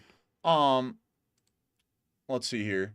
Bashar al-Assad, who's been the president of Syria since 2000, has been credibly accused of mass murder of Syrian civilians, including the use of chemical weapons. The reason given for why he was never called to trial at the ICC has always been that Syria is not a member country of the ICC, and that Russia and China vetoed the United Nations Security Council referral to the ICC. He's never had a warrant put out on him because he simply refuses to be a part of the International Criminal Court. So they don't even pretend to have any jurisdiction over him and said, oh, well, he can just massacre people and it's fine. We'll never put out a warrant for him. That's kind of stupid. Like, that's honestly really stupid. Isn't that intriguing? Like, for example, Assad, who's done things absolutely horrific. Like, we've seen them today, the footage coming out of that prison, the secret prison around Syria, that guy does not have an arrest warrant on him. But yet Netanyahu, who's the leader of a Western aligned country, has an arrest warrant out for him. The ICC is a complete joke. Like, I know some people out there will be like, oh, we have to have some way to prosecute the war criminals. We can prosecute the war criminals, but I would not let the ICC do it. That whole organization is a joke, and the way they're doing things is very politically motivated, and that's not a good precedent to set for a court. So I just don't put any stock in them. Man, I gotta say, though, it's hilarious when Netanyahu gets an arrest warrant because he's destroying terrorist forces in southern Lebanon and in the Gaza Strip, and then the ICC is like, whoa, whoa, whoa, you can't touch those terrorists. That's ridiculous. Let's put an arrest warrant on them. But then when you sit there and you have a literal guy who's a dictator in charge of a country doing unspeakable things to thousands of people, just like his dad did, and then the ICC goes, oh, we're blind. We don't even know about that guy. We're not even going to put out a warrant for him. It's like, are they crazy? Like, are they out of their mind? That's like freaking stupid. It's like, you cannot make this stuff up, honestly. With how some of these goofy organizations like the UN and the ICC work, they'll just sit there and ignore stuff like, yeah, Syria, I mean, they can conduct atrocities, they get a pass. But the Israelis defending themselves from Hamas and Hezbollah, ridiculous. Put a warrant out on them. It's like, that is insane. Like, that is crazy. That's why I hate the ICC. I'm not even going to hide that. The ICC is stupid, and I think that it ought to be dismantled. I would personally say, I do not think that there should be a group like that. I think I'd have to disagree with Matthew on that level. I don't think there should be a group like that because goofy shenanigans are always going to exist in international organizations like that. I believe that countries should just agree that someone is a bad guy and they'll arrest him if they come to his country. So, like, for example, every Western country should say, if Assad ever somehow steps foot in one of our countries or we are able to arrest him, we're arresting him and we're holding him accountable for what he did. If the Russians don't like Netanyahu, then they can say that about Netanyahu, but there should be no international organization trying to politic their way around, so that way it doesn't even make any sense. Like, it's like, why in the world is there not an arrest warrant out for Xi Jinping and what he's doing in Western China? Like, why isn't there an arrest warrant for that? There should be. Like, there should clearly be. Why isn't there an arrest warrant for the Islamic Emirate of Afghanistan and its leaders for the atrocities they've conducted against their people? Why isn't there a arrest warrant out for Khamenei inside of Iran or anyone else in the Iranian government? There isn't one there at all, and they're once again another despotic regime. How about the Cubans? Like, where in the world are the arrest warrants for the Cuban leaders? Where in the world are the arrest warrants for any of these truly questionable and horrific people? They're nowhere because they played the diplomatic game when they're giving out these arrest warrants, and it's ridiculous. It makes no sense. It's a stupid organization, and this should be done on a national level and not by some goofy international organization that doesn't even have arrest powers in the first place. And so with that, Well, I actually do agree with you on that, though. Like, I didn't go that far when I was talking earlier, but I believe there really shouldn't be any non-governmental organizations out there, because to think that we're like giving power to an organization of any sort that is not beholden to a government, nor do they actually serve a people, they're just quote unquote world organizations. Like, I don't want to use the word globalist because that's been used recently in a political context, but kind of like that. it should come down to nations prosecuting these people, like you're saying. Like, for example, if there is a war criminal and they enter a country, that country should just have the ability to prosecute them if they choose, or if they don't want to prosecute them, they don't have to. But at least it would be a nation governed by people, presumably, maybe a democracy, that would actually be prosecuting the people, and not just some unilateral body of just random people from various countries deciding they're going to take it into their own hands and start prosecuting people as just some random organization.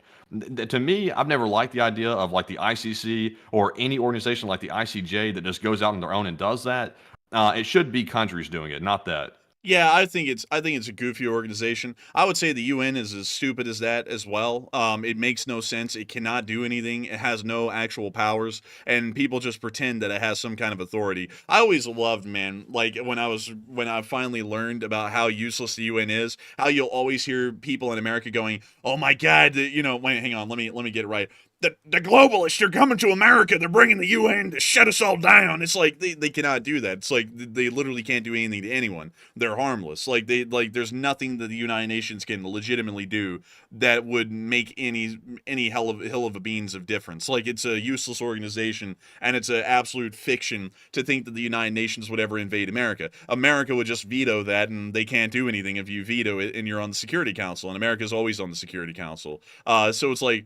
And there's no way to get us off the Security Council, by the way, because I know someone's about to say that. And they're going to be like, "Oh, you get removed off the Security Council." No, you can't. We're permanent members, so we're always there, and we always veto it. But it's like, it's just goofy stuff. Like, I just cannot stand international organizations because there's none that have any kind of power. If the only time that an international organization like the United Nations or the ICC would actually have power is if the nations of the world gathered together and actually said, every single national leader right now who actually legitimately has power, we're going to give up all of our actual power and put it into this one centralized group, and then all of these nations are pretty much going to operate as states of this larger power. Pretty much meaning that it just turns into a mega country made up of multiple smaller countries that then act as states like the United States of America. So then Germany turns into a state like Kentucky or something along those lines. That's the only way that there is any form of legitimate power that would come out of an international organization. And even still, it's not an international organization. It's just a larger nation exerting power within its own jurisdiction. So even still, it doesn't create an international justice system or anything along those lines. It's literally just a mega nation that's been created out of smaller nations, just like the United States of America is at this point. So I would just have to. It's stupid. It really is stupid, and the ICC is pointless. That's the best thing I have to say. They showed how stupid and pointless they were when they put out an arrest warrant for Netanyahu, which made no damn sense when they put out that warrant. It doesn't even make sense now. Like with what's going on inside of southern Syria, like it's crossing the line, and I think the Israelis are going too far with that. In my opinion, but that's still nothing that arrest warrant should be given out for. That's something that you deal with on a negotiating table or some sort of a diplomatic forum, but it's nothing where you go like, "Oh, arrest him." Like, that's stupid. But anyways, I hope that does address that the best I can. And with that, we are on to the next one. All right, so our last question of this segment is going to go to Susan Cook, who said, "Whatever happened to the Russians south of the Reka Sem, and are they still there?" They are still there. The Russians actually ended up conducting a counteroffensive to where they pretty much pushed the Ukrainians back from Koronivo and also off the Reka Sem. So they actually have been able to re-secure a land corridor south of the Reka Sem, meaning that the Reka Sem really isn't as big of a geographical obstacle for the Russians to hold than it was in the past. So I hope that does address it the best I can. And speaking of that, it is time for us to move on up into the Ukraine war news and kind of wrap up our Syrian news at this point. We were able to hear that Assad and his family are alive in Russia. We got the confirmation from Russian media today that he is there and alive, so we are confirming that he is alive at this point. We also got to see that the Syrian embassy is now closed in Moscow, mostly due to the government being out of business. Also, what happened to the Syrian flag? What happened to that? It's totally gone. Well, that's a good question, Matthew, because it appears that they're already replacing the flag up the consulate in St. Petersburg, because it looks like now the flag of revolution now flies over the doorway to the Syrian consulate in St. Petersburg. Look at it. Ah, yes, the flag of revolution. The flag of defeat for Russia. A very sad day for them. A good day for us, though. And that's the end of that little clip right there. But moving on from that and out of that area, it's now time for us to move on into Ukraine itself, where we were able to see today that there is an increased threat of air attacks, according to the U.S. Embassy, which stated that U.S. citizens should be prepared to take shelter because there's going to be an increased amount of missile and drone attacks here in the coming days. We were also able to see in the Kursk Oblast, the 47th Brigade, once again in the area. We could see them moving around their Bradleys. Those Bradleys are impressive. We love the Bradleys. The Bradleys have proven to be some of the best vehicles ever sent to Ukraine, and it's great to see them inside the Kursk Oblast. We also have a few location unknowns. We were able to see some Ukrainian soldiers sitting in an armored car here in this picture. Pretty cool. Also fist pumping each other. Even cooler. And then we also saw the Russian casualty report as well, which was just, oh, so good. And oh, goodness. Oh my God, look at that. 2 Bobcats today. That's crazy right there, man. That's absolutely insane. But tell us about those troop losses and stuff. It's just looking juicy on that left side. Man, it's absolutely krass. And we were able to see that 1,460 Russian soldiers have been wounded and killed over the past 24 hours, along with 36 APCs, 17 supply trucks, 5 main battle tanks, 3 artillery pieces, 29 drones, 1 anti-aircraft warfare system, and 2 Bobcat skid steers. Overall, it appears that the losses were pretty decent today, and we were able to hear that Miss has stated that 1,460 Russian soldiers lost is the 25th highest troop loss, and the 7-day average has now dropped down to 1,606, and tanks are back on the loss report, and others are slightly lower than usual, but still, the losses relatively compared to most of the war does remain somewhat high. Meanwhile, in the Vovchansk area, we were able to see Ukrainian actions continuing against Russian positions in this area, as they were able to capture some Russian trenches in the tree line. And we see him saying, move in, no, the other way. We now see them moving in. Take the flank, toss it over there. Did it hit? It went right in. A debouche, and there went the grenade.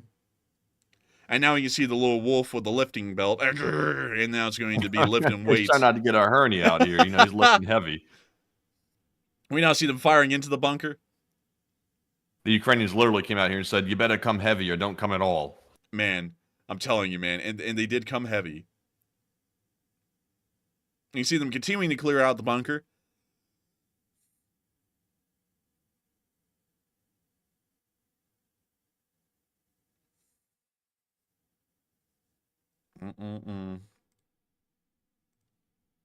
Some people will never learn, Matthew. Some people will never learn. There goes another right there. There goes another. But still, when you see the Ukrainians continuing to fight inside the tree line. 2 of them, two group, 3 of them, guys. Oh, look, he's firing straight up at a drone or something. And man, he got it. Oh, he did? Yeah, he said he took it down, clean shot.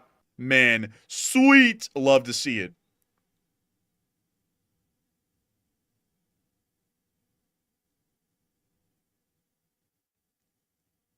What's WIA? Winning in action? No, it's wounded in action. Oh.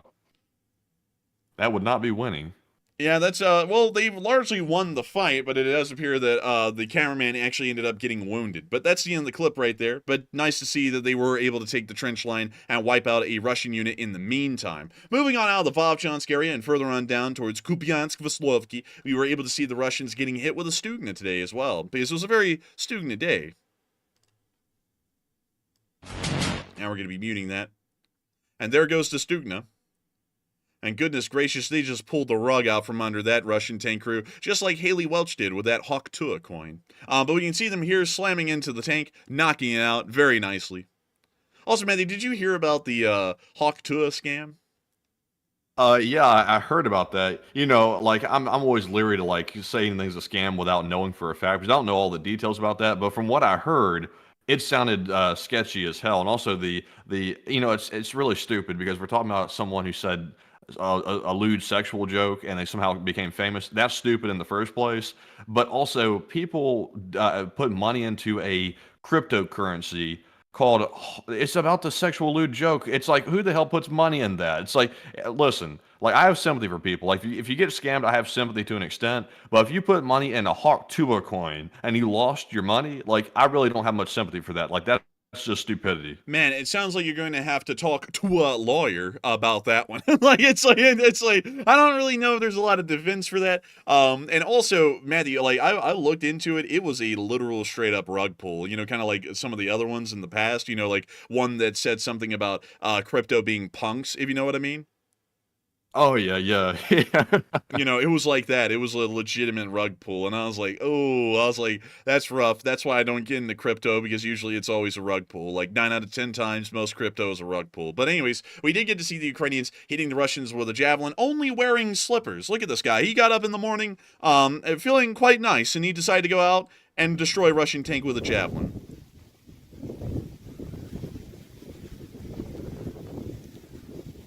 Also, Hokey Redneck said, Haley going to SEC jail? Probably not, because crypto is still unregulated at this point by the government. So there is really no assurances or securities or any kind of criminal punishments that can come from rug pulling people in crypto at this point. You can just get away with it right now. That's actually not true. Actually, she really? still could get in trouble. Yeah, definitely could get in trouble. There's all kinds of things, like not just because crypto is not regulated. Like crypto is regulated to an extent, but not a lot. But outside of crypto regulations, you can get prosecuted for fraud and all kinds of other criminal charges outside of regulations. So no, she's not off the hook if it was a scam. Oh, that's interesting. Well, still, it is unregulated, right? Somewhat. Like they have a little light regulations on there right now. The word on the street is it's going to get more regulated, but there are some regulations. It's not like the total Wild West right now, even though it's said it is, but not really. Interesting. I didn't know that. I was just hearing what I had been hearing around on the internet.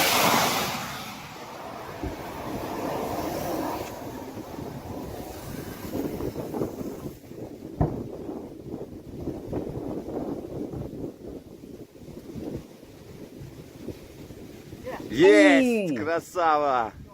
Четко все, уничтожили! Man, that tank, that stuff's gonna disappear like it got frauded. Man.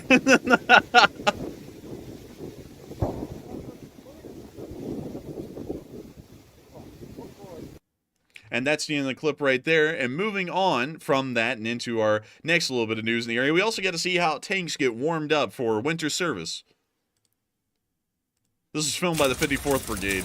They set a fire under the engine so that way it could get warm enough. Crazily enough, this is actually what you have to do in winter. So that way you could get warm enough so that way the engine can actually run.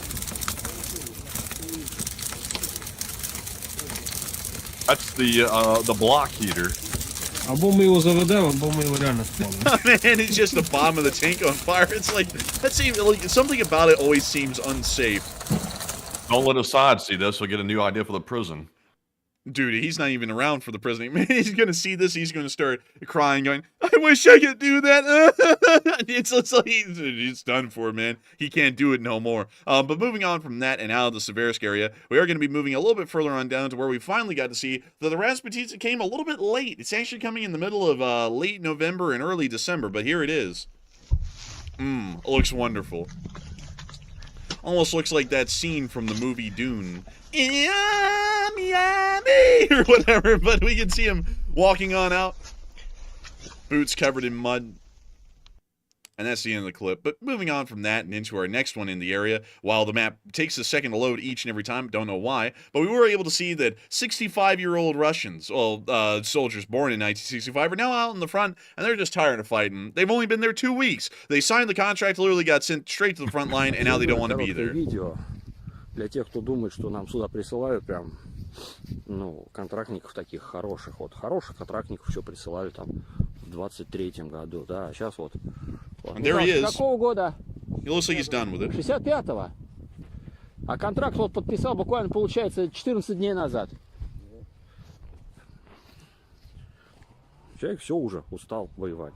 Все, навоевался. Вот, там, понятное дело, свои проблемы, там, в которые там мы вникать не будем. What the hell issues is he talking about? I don't know. He's a little cryptic with that. Людей здесь нет. Sounds nefarious. Среди мобиков уже нет нормальных людей. I suppose it shall remain a mystery to us forever. Так что вот так вот. Вот такие вот приходят. 65-го года. На 10 лет меня старше, блядь. Это просто я в ахуе, блядь. Пиздец. Well, that's the end of the clip, but very cryptic kind of a guy right there as the map once again goes to a wide screen and loads. But moving on from that and further down the line towards Tarets, we also get to see the Ukrainians destroying some Russian positions with an onslaught armored car. Check this out. Bidalash, or whatever that song was saying.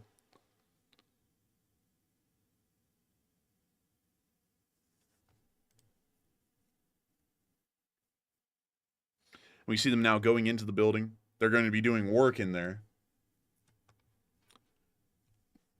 They check in, but they don't check out. And oh, they just took the building down. They took down that whole row of windows. Like, if you had an apartment there, I'm sorry, but it's gone. Oh, man, I'll tell you, man, property values hitting the floor just like the apartments are. But moving on from that, now the area of Toretsk, we were able to see that in the Pokrovsk front, there was also some action going on down here. Really quickly, I'm going to refresh this page, though, and hope that that actually fixes the delay issue. So let's see if it does. And it does, actually. But we were able to see Russian logistics getting hit really hard today by the Muramasa unit. Of course, we got to mute their clips. The Muramasa always has incredibly loud drum and bass. Kids with that loud drum and bass. And we see that drone flying on down, and it's about to give them that loud drum and bass. Look, here's the drum, boom, and there's the bass. Oh.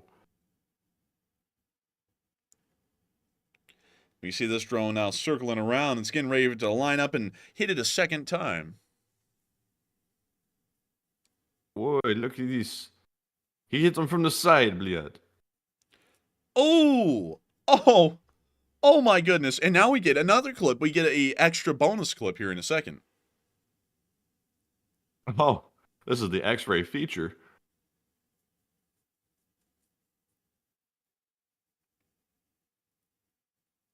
And we now see the drone flying on in.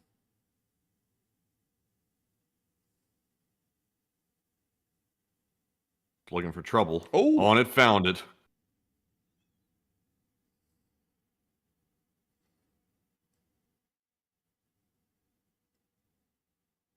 And we see the vehicle burning down there.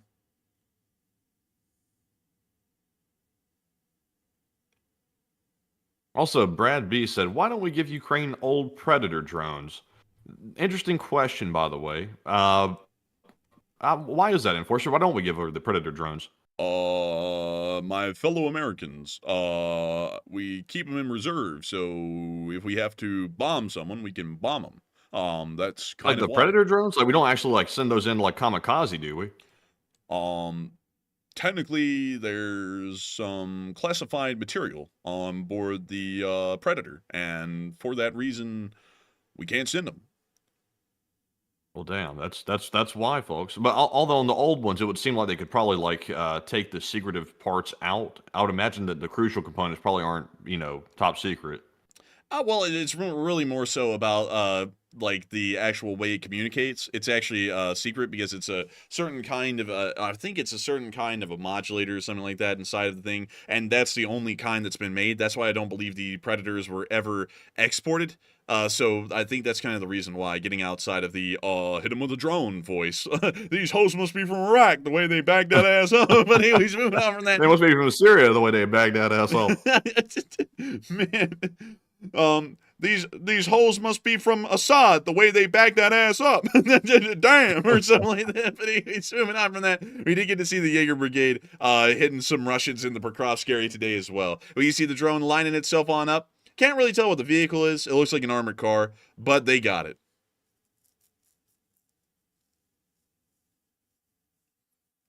And now see them hitting the Russians again. It looks like an APC of a sort, of BMP, as a matter of fact.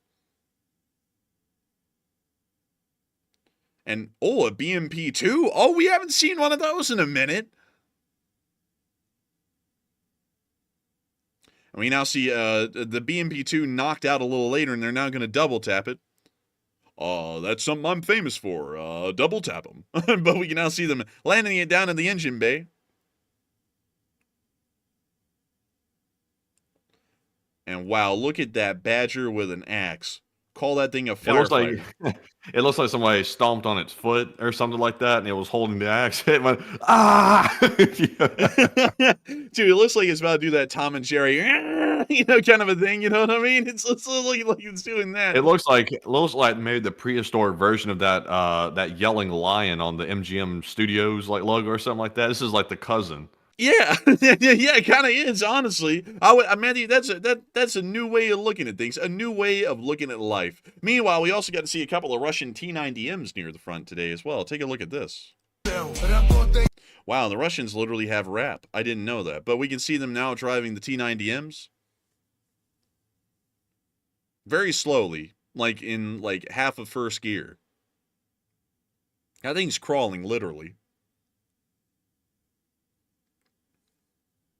And that's the end of that clip, but interesting. Moving on from that, though, and into our next one down near Kurakove, we also got to see some Russian forces were lost, and it was a very sad thing. There's no music yet.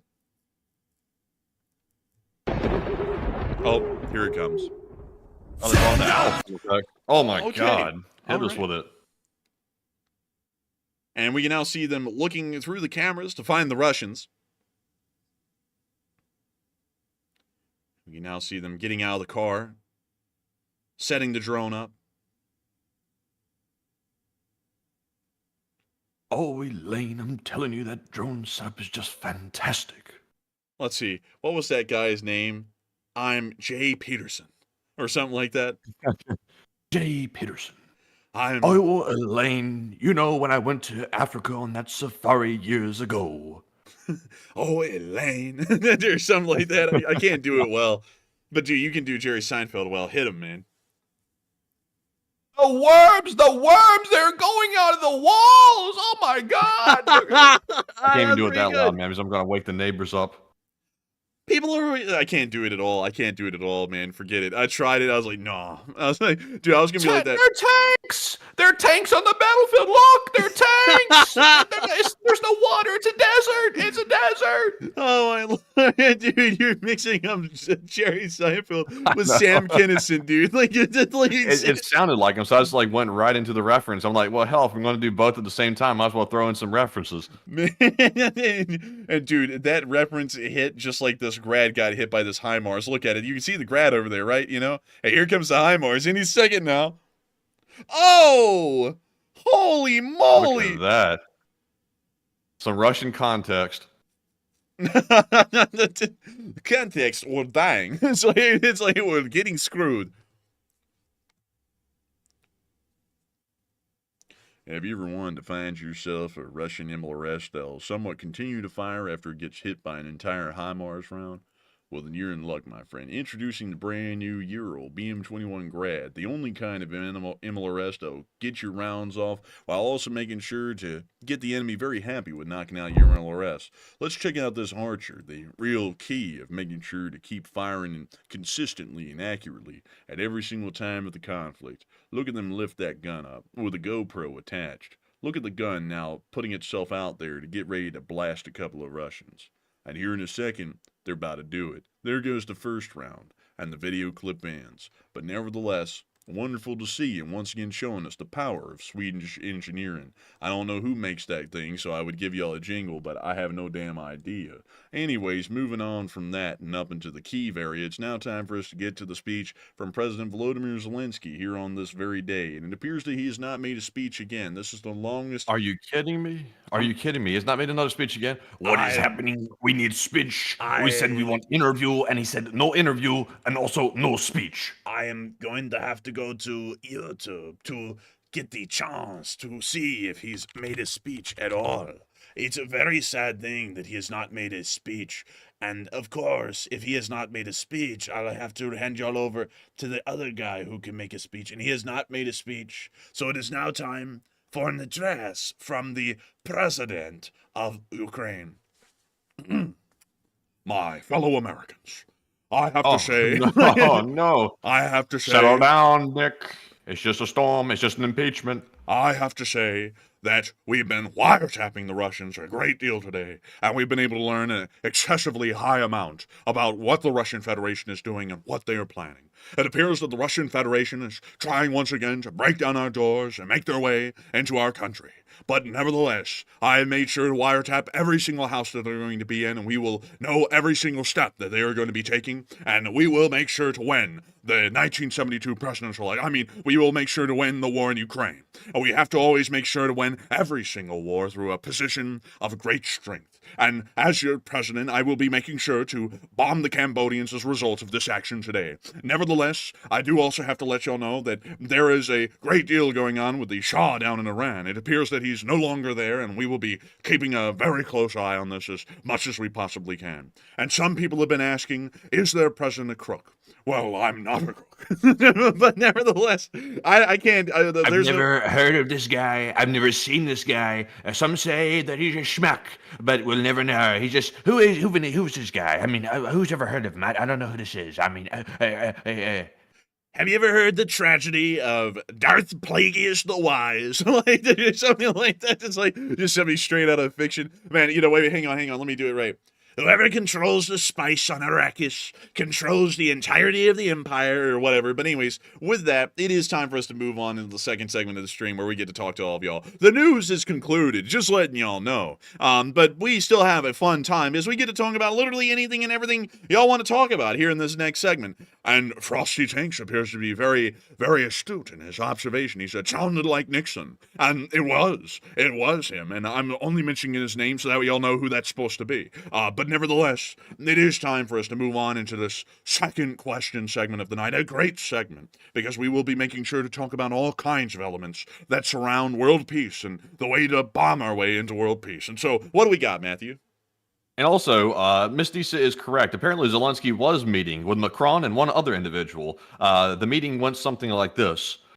Oh, hello, Mr. President. Could I have the chance to meet you? I just showed up here unannounced, but could I have the chance?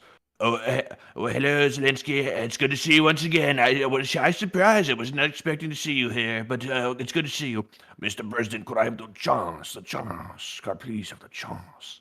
It was something like that. They were in, I think they were in France meeting today. Yes. It was Macron. Yeah, it was Macron. It was the incoming president and also Zelensky, obviously. I'm not sure if Zelensky was expected to be there originally. It seemed like it was a surprise that he showed up. So whatever the case was, he did get to speak to the incoming president once again to ensure that Ukraine can get aid. But anyways, with that, we are moving on to the final question segment of the night. And we have one more poll to get to, and this one says, the U.S. Embassy has issued a warning that Kyiv should be on caution for missile attacks, and what are your thoughts? So 38% said it's just a typical warning, while 36% said it's a Russian planning something big, and 20% said it sounds ominous, but I need more intel. And obviously, on this one, I would say that it sounds like more than a typical warning. Typically, when the U.S. Embassy issues the warning, it has a little bit more weight to it and a little bit more severity behind it. So I would say it sounds ominous, but it's really hard to tell if Russia is really planning something big. It could just be a precaution, but we never really know. So I'm with the 20%. But Enforcer, what say you? I'd have to say that I'm with the 38%. It's probably a typical warning. They're probably just seeing that a massive drone and missile attack will happen soon. This time I have a feeling there will not be an Ereshnik in the attack, but that's just my assumption. Now, I could be entirely wrong, and I will tell you all if I'm entirely wrong if I'm wrong, but that would be my assessment at this point. And so with that, Matthew, what do we got from here? Do we have any more top donors? All right, so we are actually out of top donors of the night. They've already come in and they've already gone. They came heavy. But anyways, thank you all once again tonight for helping us to get up to $3,100 raised. $3,106 raised, that is. Very, very good to see once again. And also, let's see here. JR Does Stuff said in the live chat, can we see the ranking yesterday? Where was the stream ranking in the top 100 in the world? Could we get a look? Oh, sure. Yeah, of course. I've already looked at that today, and I was very happy to say and report that we were number 40 in the ratings yesterday for the entirety of the United States of America. So that was... The ratings are good. The ratings are not in the toilet. They're doing fantastic. So let me see if I can get the whole chart here to show you all this. Yeah, there we go. Okay, so now that we have the whole chart, it's time to move it over to the screen. Show it to y'all. All right, now take a look here. Witness and observe. Number 1 was Action Sports HD with 201,000 live viewers. All right, so that's a pretty tall order right there. They're actually 10 times larger than we were yesterday. But as we move on down the line, you see all kinds of people here on this list. We can even see the UFC is up there once again today at 32,000. What is crazy, though, is that they are at number 17 at 32,000 people. We were at number 30. Number 40 at 18,681. Actually, that is incorrect, and I'll be able to show you all that really quickly so that way we can properly adjust the ratings here on this channel. It doesn't really mean much. We literally only get bumped up, I think, like one slot. But let me go and grab it really quickly so that way I can show it to y'all and prove it to y'all. That we actually reached 19.2 thousand. So this number is off by about 600. Because there's yesterday's stream, and we were up to 19.2 thousand live viewers at the peak. Beyond that, however, and let me make sure to get that over here. There we go. Beyond that, however, if it was 19.2, it still wouldn't matter. We would be behind Spaceflight now. We would have only moved up one spot. But we were still number 40 in the ratings yesterday for the top live streams in America, which is pretty interesting because we beat the Salvation Church, we beat Doge, we beat CBS Sports. We beat Pure Sleeping Vibes, which is usually very popular at that time of day. We beat this church. We beat this guy. I don't know who this guy is. He runs a lot of live streams. I don't know who he is. I think he's like a Ukrainian channel specifically, like in Ukraine. We also beat a couple of others like Coco Melon. Hey, we beat Coco Melon. Creflo Dollar, Joel Osteen with the jet. He's flying in, baby. Man, and they got jets with like half the viewers we have. Like it's like, man, they're ripping people off or something, I'd assume. But we don't have jets. Like, how come we don't have the jets? Come on. You know, like we have twice the viewership they have, and I'm still driving the same car I've had for like 9 years at this point. I'm fine with that. I'm not personally in this to have a private jet and like 30 mansions that are like about the size of a supermarket each. So I'm perfectly fine with that. But let's see here. We beat this guy. Let's see. We beat Disney Junior. We beat Disney Junior. That's always shocking to see that we beat Disney Junior handily. We beat PUBG Mobile, which was actually streaming an entire tournament the other day, and we beat them by a quite large margin. And we beat Call of Duty as well. Oh wow, that's interesting. Like COD was actually live streaming. That's weird. Yeah, it's weird. It's weird. It's just so bizarre to see that we're in the top 50 often these days. We're at least in the top 100 for sure. And now we're almost always in the top 50. It's really weird to think that we're one of the largest live streams in America, but we're always honored to be in that position. I believe that tonight, though, at 9.5 thousand live viewers, we would have been well towards the bottom end. We would still be in the top 75, but we would not be in the top 50. But that's still incredibly high when you think about it, because considering that we're literally just bouncing around these days whenever we're live, somewhere in the top 75 in America, that is just incredibly bizarre to really grasp mentally. Because what was really weird is that I actually got on a Discord call last night with some people who are in the Space Force, some of the people I had never met before, and they had actually watched this channel. And it's always weird to run into folks who watch the channel that I just don't know if they have watched, and I'm not ready for it, because one of them was like, I watch your channel, I like what you do, and I was like, thank you. I was like, I didn't expect this to be in a call, but thank you. I was like, that's nice. It was really weird. It was cool. It was very nice of him, but still incredibly weird because usually fan interactions are few and far in between because we are always pretty much here at this house and working all the time. So it's really hard for us to get out and know that there's a lot of people out there who actually know who we are. But still, it's very interesting to see, and also, yeah, someone did say, "Wow, you also beat this other channel." I'm trying to walk around that one carefully at this point, just to quickly explain. I don't know what it is, but some of the hot dog man people have been trying to artificially create some sort of like beef or drama in between that channel and ours, and I'm not really sure if that channel, like we've heard some rumors that maybe there was like a derogatory thing said about us on that channel or not by some of the people who are like regulars of the channel, or maybe even the host. I don't know if that's true or not, and I'm not wanting them to think that we have like a problem or we're trying to create a beef with them, because I personally have nothing wrong with that channel. Like they're perfectly fine to me. So I'm not like, that's why we didn't mention them, because it's like I don't want to try and create a beef. Like the people we mentioned, we're not trying to create a beef with them. We're just pointing out people that y'all would probably know. But in that particular instance, we didn't name them because we don't know if that's like some sort of like a beef cooking up or not. We generally want to avoid beef wherever we can. Like, I'm not going to start beef with anyone. If beef happens, then we'll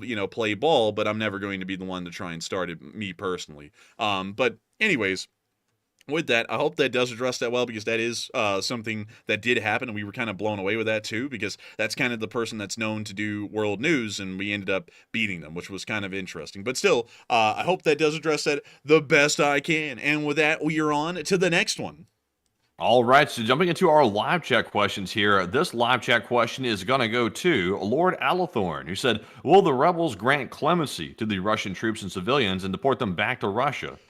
It depends. They might actually try and put them all on trial or imprison them, considering that the Russian Federation actively was involved in conducting some of the atrocities that the Assad regime had. And I also believe that some of the Assad regime leaders will certainly be held accountable for their crimes, while others will just be allowed to return back to their homes and continue on with their lives as they were before the war. That's generally what I would believe at the moment, but that's just, once again, a belief. We really don't know what the mindset is on the actual administrative level of any of these rebel forces and what they really want to do to the Russians or the Assad-aligned government. And so with that, we are on to the next one. And our next one here goes to Can't Get Right, who said, why do you think Assad didn't use nerve gas? Probably because the situation was collapsing so rapidly, there was really no way to deploy it. That may have been the case, because we know that they don't carry around chemical weapons in their forces just on the front. It is something that has to be brought up from their storage facilities and then used on an active front line. So I would assume that that's probably the reason why. It's just that they did not have the chemical weapons available, and the front was collapsing so quickly, it was really pretty much impossible to actually deploy them effectively. And so with that, I hope that addresses that the best I can, and we are on to the next one. And this one goes to Judy from the live chat, who said, what can the U.S. do to stop Turkey from getting involved in Syria, and if anything? We could directly threaten them with serious economic sanctions if they do not quit. And we could also leverage all of our European partners to also sanction the Turks as well if they do not stop their actions inside of Syria. That is something that we could do. The next thing that we could do is directly intervene in what's going on in Syria and send U.S. forces to conduct a peacekeeping operation with, quotations around that, and pretty much stop the Turks from doing anything further inside of Syria. Technically, that would be us facing down a fellow NATO member, but I think that the Turks would be pretty stupid if they actually started to shoot on American soldiers. So I generally think that that would also stabilize the situation as well in a pretty bloodless and easy way that would also show that the United States is strongly asserting itself as the sole leader of Middle Eastern affairs and not allowing the Turks any wiggle room in that regard either. And so I hope that addresses that well, and we are on to the next one. And our next question here goes to Warfighters, who says, what's behind Israel hitting the Meza air base in Syria? They're trying to destroy chemical weapons that were apparently held at the base, and that's generally the reason for the airstrikes. Another reason why is because we've apparently heard that there was other kinds of sensitive and dangerous weapon systems that were also at the Meza airfield, and that's another reason why they're bombing, is because they're also wanting to destroy those pieces of equipment as well. And so I hope that does address that the best I can, and we are on to the next one. And we have a very interesting question from Jason Pate. It's about Turkey. He said, why is Turkey so anti-American, and haven't we been good to them for over the past 70 years? Yes. Also, they're a NATO member too, very interestingly enough. But yet, Turkey does Turkey things. They're always on the fence a bit. But Enforcer, what say you?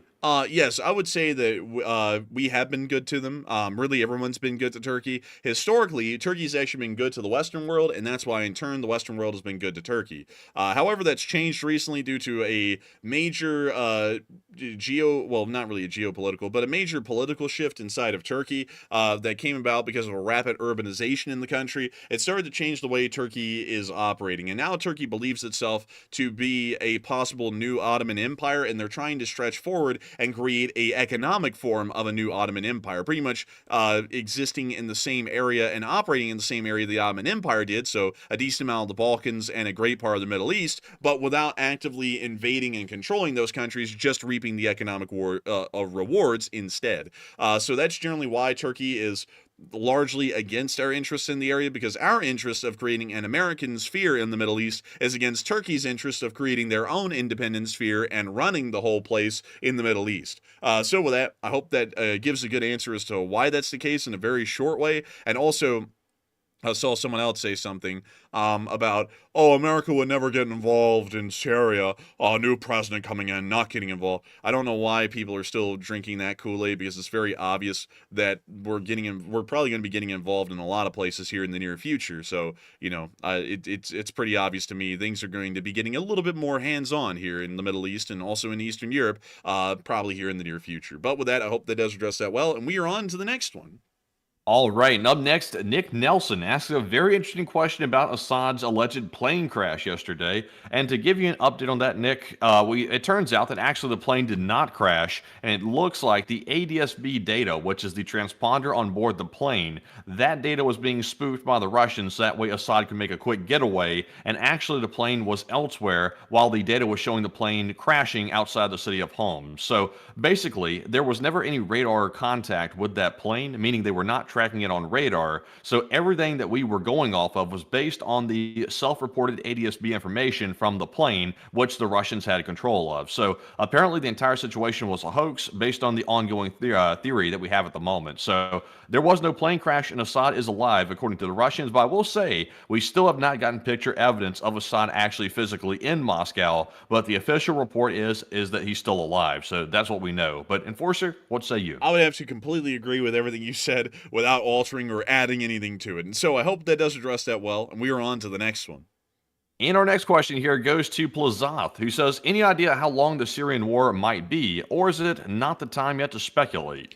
I don't really think it's the time to speculate. If things go well in the region, it's probably going to, this is the end. This was the end the other day. None of the rebels are actively fighting each other. They're all just kind of sitting around and trying to figure out what they're going to do next, because they finally won. So I don't know what's going to happen with that.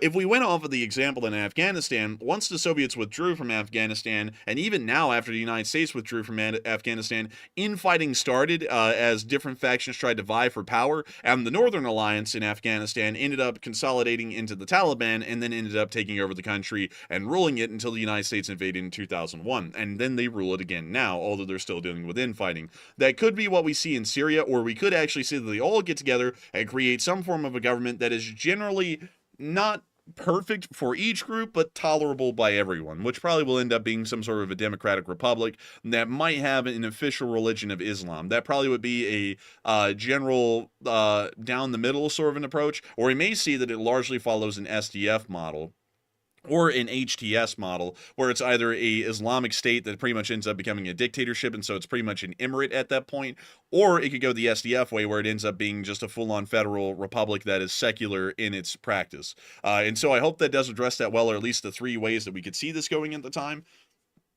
But for now, I would say it's too early to call whether this thing is going to end up becoming a brand new conflict again. And that's why I'm really wanting Israel and Turkey to deal with the situation with a very hands-off approach, because America's coming in and we're going to take care of the situation. That's generally what should be understood by everyone that's there right now. The Israelis don't need to be going in, neither do the Turks, and start pissing on a situation that could turn out pretty well for everyone. It's really stupid to do that.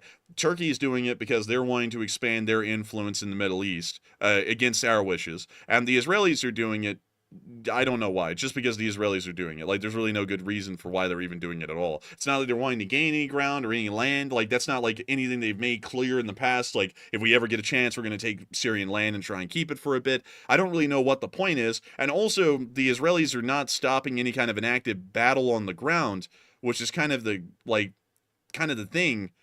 And also, I don't know why the map reset again, because I'm looking at it, and once again, the lines on the map have reset again. I don't know why. But anyways, I don't know why they're trying to do that, because it's not like they're stopping active fighting on the ground. There is no more active fighting. The country, for the first time ever, is in a state of peace, at least for now, except for the Israelis pushing in and the Turks fighting the SDF up near the town of Manbij in northern Syria. And so with that, I hope that does address that the best I can. And with that, we are on to the next one. All right, and our next question here goes to Knox Date. He said, how close do you guys think that the West will be directly involved in the Russia-Ukraine war? And honestly, Knox, I would say that we will probably never be involved on the ground inside of Ukraine unless there's an extreme situation that happens on Russia's part. For example, if Russia launches a nuclear weapon into Ukraine, which would be the most extreme scenario, or unless something happens like, for example, Russia bombs and destroys all accused government buildings. I would say outside of something extreme like that happening, there's probably no real chance of the West ever going in on the ground inside of Ukraine. And because, for one thing, they're trying to avoid a direct war with Russia, because that is not desirable, because that might drag us into a world war potentially if we went to war on the ground with Russia, and also might cause them to do something drastic even quicker. So that's what I think. But Enforcer, what say you? I would have to say that in my honest opinion, also I was reading the chat. Can you reread the point that you were addressing right there? He said, how close do you guys think that the West will be directly involved in the Russia-Ukraine war? I don't think you'll ever be involved on the ground. What we're doing right now is about as involved as we want to be, and if it ever goes any more seriously than that, then it's a pretty bad case scenario, to be entirely honest. So I hope that does address that the best I can. But I also saw something that I'm going to address from the chat really quickly. And I'm gonna have to be very frank here. So it's not gonna be rude, but it's going to be very direct. So if it comes off as direct, that's a bit of the point. Someone said, the idea that Israelis feel that there is peace right now is such a wrong read.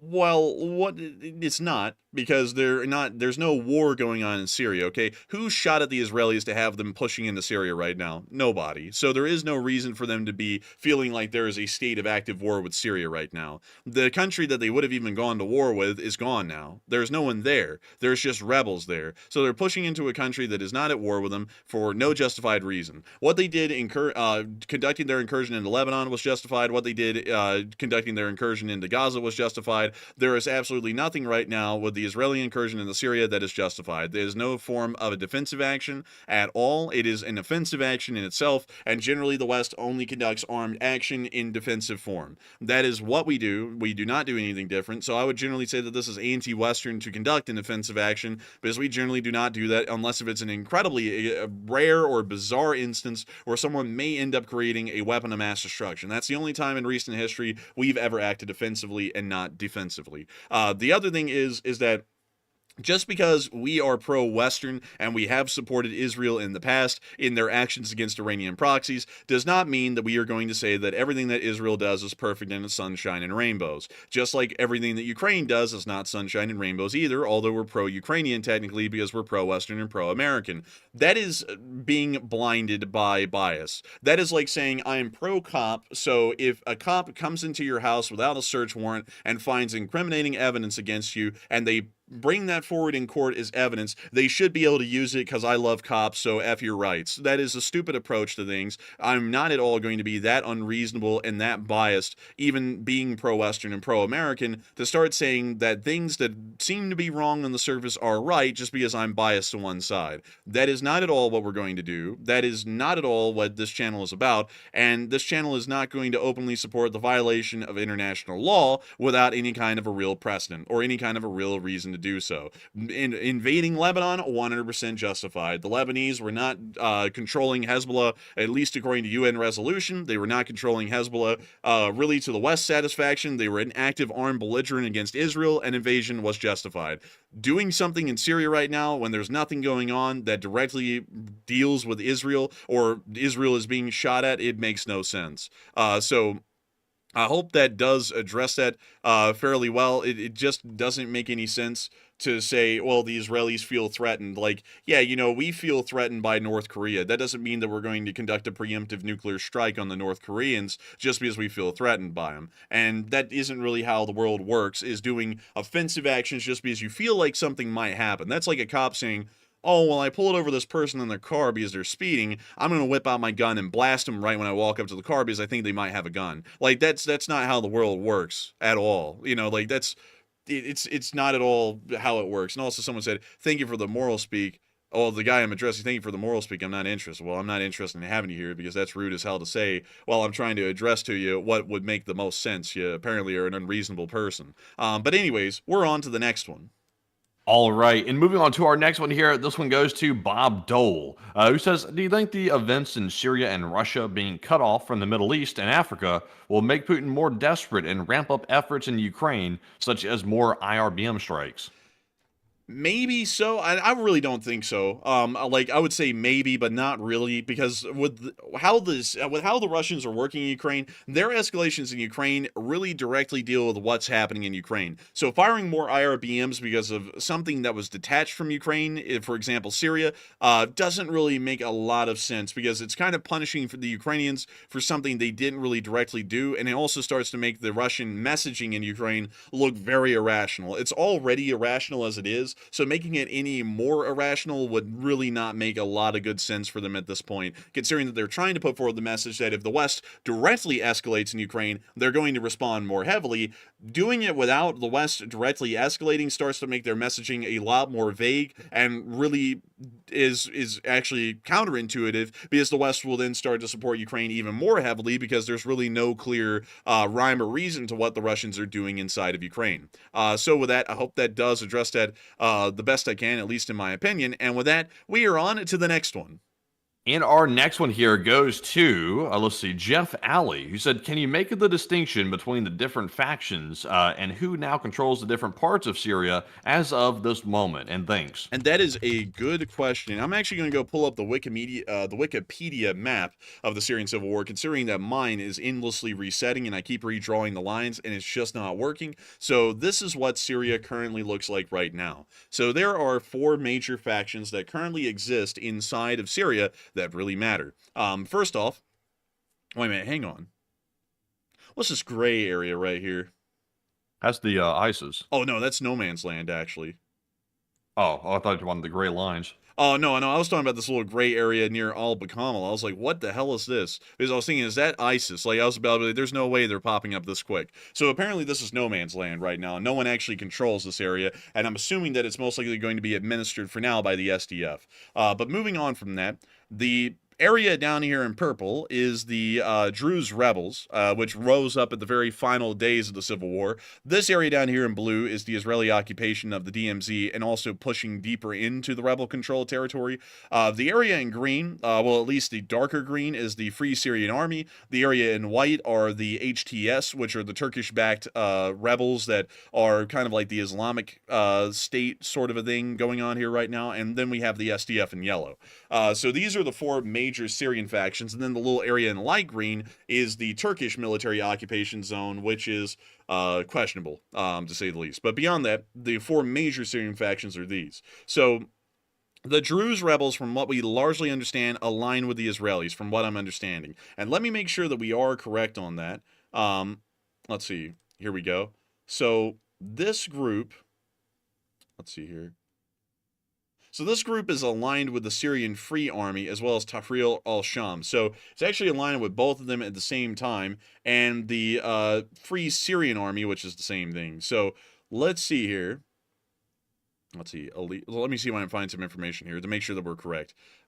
In their official statement, the organization pledged to maintain security and stability while controlling the southern region of Syria. It called on all countries of the world to support the decision of the Syrian people to gain freedom and build their own country. The SOR has emphasized its objective of creating a unified and just Syria, and has characterized this campaign as a fight for freedom and dignity. In order to avert chaos and create a stable post-conflict state, its leaders have urged the maintenance of state institutions while working with Syrian communities. We want to see, let's see here. Hang on here. Want to make sure. So you really don't know a lot about this group, but they're generally aligned with the Free Syrian Army. And the Free Syrian Army is not a bad group at all, because from what we generally understand, they are a secularist, democratic form of a faction. So if they're aligned with the Syrian Free Army, they're largely aligned with the SDF as well, because all 3 of these groups are largely leaning towards creating some form of a democratic, secular government, meaning that there is no official religion in Syria, so there is freedom of religion on a national level, as well as democratic representation of the people inside of the country. So right now, really generally what we would see, and let me go back to the Syrian Civil War here. Let me type that back in. Syrian Civil War. So what we're seeing right here is that out of all 3 of these factions on this map, The purple, dark green, and yellow are all looking for a secular democratic form of government. The only one that really does not fall within that framework right now is the one in white, which is the HTS, the Harir al-Tasham, I believe if I'm saying that correctly. Also, we call that the Syrian Salvation Government. But beyond that, this faction is a little bit more questionable in its beliefs, and I'll make sure to go right here to show you all this. So the Syrian Salvation Government is, and let me make sure that I can get this for y'all, is governed as an authoritarian, technocratic Islamic state with two branches, the Legislative General Shura Council, headed by the president, and the executive branch, headed by a prime minister. So there are only two people in charge of the Harir Sham, if you want to call it that, or really the SSG, as I'd want to call it, because it's a lot easier to say that. But beyond that, this is looking more so for the creation of an Islamic emirate inside of Syria. It's the only one of its kind that is wanting to do that right now inside of Syria. You can also see that they do have the inscription that is largely seen on any flag of jihad among any sort of Islamic groups, which largely does show that they're leaning towards an Islamic form of governance, and a very radical one at that. So with that in mind, considering that their estimated, well, we actually don't have their estimated population at this time, but considering that they control a large area of the population centers, they probably do have a decent amount of sway over the future of Syria because there's so many people living under their rule. However, there is a lot to be said for the Druze, the SFA, and the SDF that are all looking for a secular and democratic form of government and are kind of aligned on a united front for that. So based off of the representation of the factions, if we were to look at it in a Senate kind of mindset where each faction has one representative to determine the fate of the country, they will outnumber the SSG in being able to create a secular democratic form of government. However, if we're looking at just raw power that can be exerted by any one of these groups, the SSG probably has more power than the other three combined and would probably be able to leverage that in creating an Islamic state if they were wanting to go down a more violent path and continuing to try and see an Islamic emirate created inside of Syria. So with that in mind, I would generally say that that's the lay of the land in the region. And right now, it's kind of a little split. We don't know which way it's going to go, because if the HTS ends up being more pliable than we're believing at the moment, we may see that an actual secular democratic form of government does exist in Syria, or there may be some sort of a compromise in between the two groups where there is a national religion of Islam, but beyond that, the government is an actual democratic one. So with that, I hope that does address that the best I can. And some people are asking, who would you pick? Well, Brad B is asking, who would you pick? I would pick really any of the three factions, the Druze Rebels, the SFA, or the SDF. They all are really looking for the same thing. And so I would think that it would be a pretty decent bet to back any of them. Really, I would back the Syrian Free Army or the SDF, though, because they are tried and true American allies in the region. They've been with us for years at this point, so I would think that they were pretty good bets, at least for now. But beyond that, let's see here. Seeing some people say maybe there'll be a moderate Islamic autocracy like Jordan, and that's kind of like our best case scenario if they end up making a compromise, which is what would happen in a peaceful scenario. They probably will end up becoming an emirate like Saudi Arabia or the UAE or Jordan, something along those lines. It wouldn't be that bad, although those are all monarchies. They wouldn't be too bad because those are generally benevolent monarchies, and so while they do uphold some traditional Islamic values, they generally allow for free trade, free practice of religion for the most part, as well as a larger economic interest in the West, meaning that they become Western aligned because they're economically tied into the Western world. So that's generally the lay of the land in Syria, and also that's the other reason why, just to put that out there, I'm not really understanding the Israeli military intervention, because when we actually lay out who's who, the Israelis are pushing right now into a group, possibly even angering them. We don't, you know what, let me see if I can actually find that out based off the information about the Southern Operations Room. Let's see. The other operations room, SOR, additionally called on all countries, SOR emphasized, okay, so with the help of local opposition groups, captured the city of Dara. We saw that. And then they captured Kenitra. in the Israeli-occupied Golan Heights. In response, the IDF said that they deployed reinforced forces in the Golan Heights area. So they actually did push them, at least from what we're seeing on Wikipedia, because I didn't document this on the channel. I think this was a smaller note at the time, that they did take control of the Kenitra governorate, which is this area right along here, right along the DMZ with Israel and the Golan Heights. And because of that, Israel said, now we're going to push them out. That's largely what we're seeing, is that they said there's reinforced forces in the Golan Heights area. So it is actually showing that they are taking possibly active armed action. It's really hard to say because we don't get enough news from the ground and video and picture evidence from the Israeli side to confirm that, against this group, which is generally secular and democratic in form. So I don't know what the objective is here. They didn't openly take any offensive action against the Israelis. They're not a bad group at all based off of what they're publicly stating as their ideology. So why in the world are the Israelis having an issue with them taking control of southern Syria from the Assad regime? Literally taking control from a dictatorial regime that was despotic with people in prison camps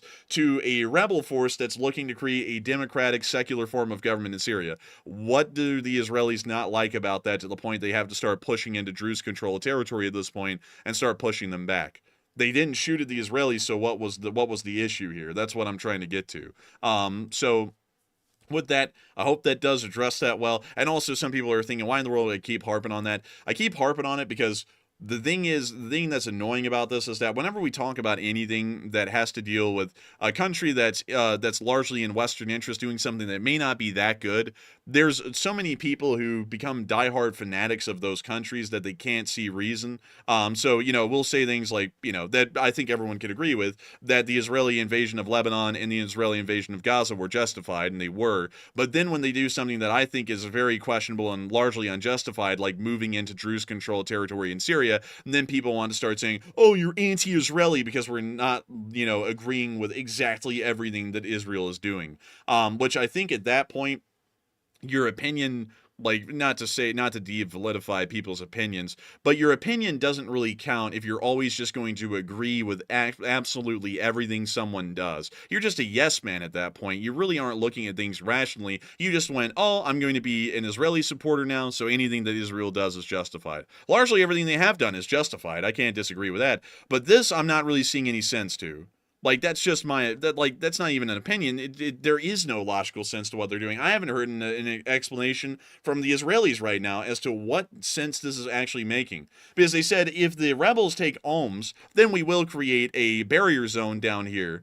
But then Homs fell after Damascus fell. Damascus fell before Homs did. So that whole plan was dated by that point. It didn't even make any sense to move forward with it. And then they moved forward with it, and now it's not making any sense at all. It's not even lining up with the picture on the ground. It's exactly like Turkey. It's like, when I say I'm pro-Western and pro-American, if you really want to read into that literally, that ought to mean I'm pro-Turkish because they're a part of NATO and therefore a part of the West, and so everything they do is justified and we ought to turn a blind eye to it. So every single time they're fighting the SDF, I ought to be rooting them on. Because otherwise I'm an anti-Westerner if that's the case. I like to think with a bit more of an open mind to where we are pro-Western and pro-American, but if something starts to fall out of our values or really doesn't start to fall in line with a larger diplomatic objective or agenda of the West and the United States, then I start to go against it. Kind of like how with Ukraine saying they wanted nuclear weapons, because I'm not a yes man and I think with a brain, I said that's a stupid idea and that should be condemned by the Western world. They started to move forward with that because I think that any rational and reasonable-minded person, even if they are pro-Ukrainian, would generally think that that would be the case. But anyways, I hope that does address that fairly well. And with that, we are on to the third to last question of the night. And this one is going to go to Nova, who said, could the Russian Federation sell out Assad as a bargaining chip with the U.S. for better terms in a peace agreement in the Ukraine war?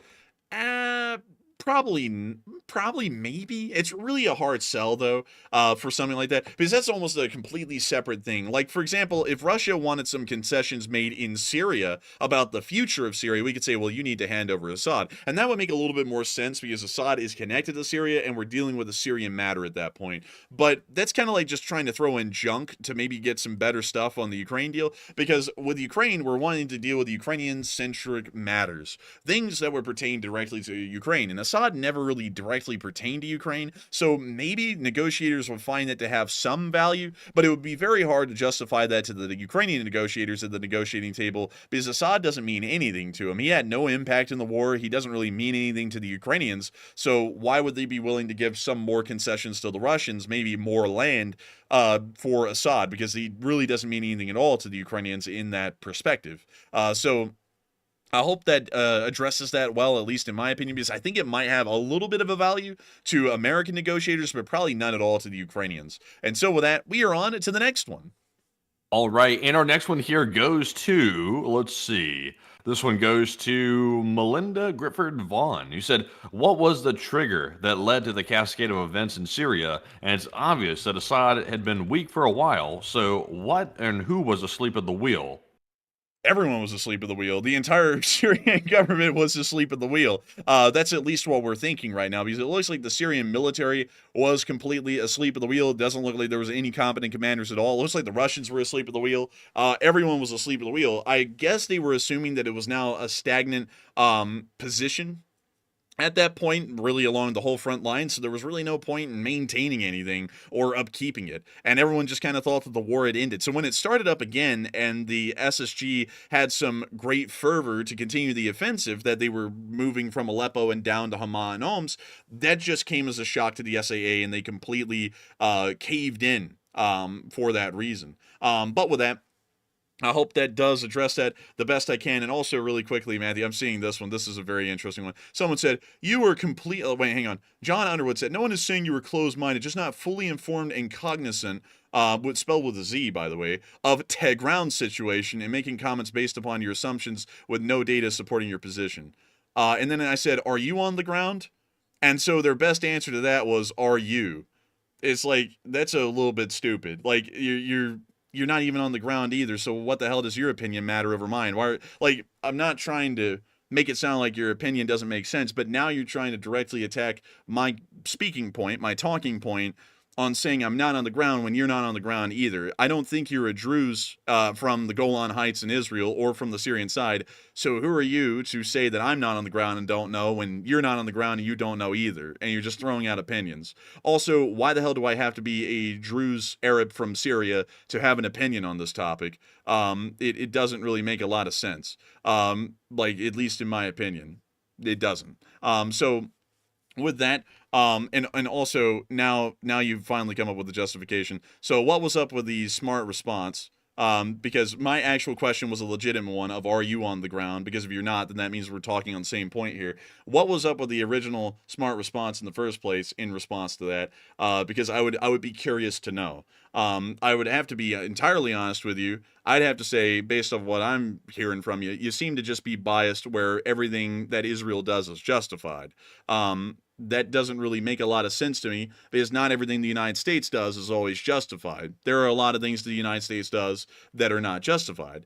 And it's perfectly fine to be an American patriot like I am and then say that some of the things we do are not always right. But it doesn't make any sense to sit there and go, oh, I'm an American, so if we drop a bomb in the middle of the Chinese Communist Party's Congress and kill thousands of people, that's totally fine because we're America and therefore everything we do is right. That's looking at things through rose-tinted glasses, and that's not really looking at things realistically in some instances. Like, I'm 100% on a diplomatic level, on a negotiating level, entirely behind the idea of being biased for the Western and American side. But when it actually comes to things like actual practices, like it's wrong for Hezbollah and Hamas to try and claim Israeli land and take it from them because by international law the Israelis own that land, and then at the same time go to the victors go the spoils when the Israelis start to move into southern Syria. That doesn't really seem to line up, and it sounds very hypocritical to me on that level. Like, if the Israelis were saying, it's actually justified if Hezbollah and Hamas are able to take land for us to take it, but to the victors go the spoils, and now we're going into Syria, that would make sense because the messaging lines up. But when it's wrong for them to take land from Israel, which is justified, I'd say that's a fairly decent answer, but then it's justified for the Israelis to take land from other people, that's being hypocritical on an actual level where you really can't be hypocritical at that point. So hope that addresses that well. Don't really know why you had to get smart when you could have just said that you have family there, and then I'd be like, okay, well, I still, maybe that's giving an inherent bias. I still don't think that that's right. I don't know why you had to take it and, bump it down to trying to say that my comment doesn't make sense. And then when I asked you, well, aren't you working off the same platform? You then wanted to retort with a smart comment. I don't know what was up with that because that seems rude, and I was legitimately trying to ask you a question there. But anyways, with that, we are on to the final question of the night. And so, who is the lucky last person to throw in the lucky last question of the night?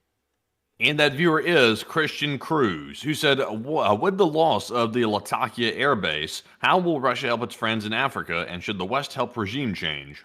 I don't think the Russians will be able to help anyone in Africa. I think a lot of their influence and control over Western Africa is going to start fading away, probably over the next 2 years. It won't be instantaneous. It'll take a little bit of time. But once it starts to fade away, we'll probably see that naturally a lot of these Russian propped-up regimes will fall because they lack the necessary international support from the Russians to keep them alive. So we really don't have to actively get involved in overthrowing those governments unless if we really wanted to shape the course of what those countries will look like exactly and kind of micromanage it. I'm not really a big fan of micromanagement. They'll naturally start to lean towards a more Western direction naturally. The only thing that we would have to do is conduct some lighter economic support to make sure that they don't turn towards the Chinese, because the Chinese are really the only people in Africa that we have to be concerned about at the moment. So that's the way I would deal with the African situation going forward now that the Russian control is going to be waning over that region, or I'd largely let the French take care of it because the French still have a pretty decent grip over Western Africa even to the modern day. But with that, I hope that does address that question well, and we have reached the end of tonight's stream. I'm going to thank each and every single one of y'all once again for watching, and it has been an absolute honor and a pleasure to have 62,000 of y'all here tonight over the entirety of the stream, and about 9.6 thousand people here at the peak. We are entirely honored and appreciative of all of y'all being here and enjoying this stream, and not only that, the fundraiser getting up to a whopping $3,214 raised over the course of the entire fundraiser. I thank you all so much once again for watching, and we will see you all on Tuesday at 10 p.m. Eastern Time to cover the next 24 hours of the news of the war in Ukraine. And not only that, we will also be probably with a short war news summary seeing y'all tomorrow, but that will probably only be Matthew. But with that, good night, good luck, take care, stay safe, Slava Ukraini, and long live the Lee Spring Army, and the Lee Spring Army will never die. And once again, folks, huge shout out for another successful Sunday night fundraiser stream. And thank you all for helping us to smash that goal once again tonight. And of course, we'll see you all tomorrow night on the next war stream, and also tomorrow midday for the short war video. And tomorrow, you will be hearing from me if there is news, because it's my day for the short war video. So with that, Slava Ukraine, Heroam Slava, get some rest, and good night.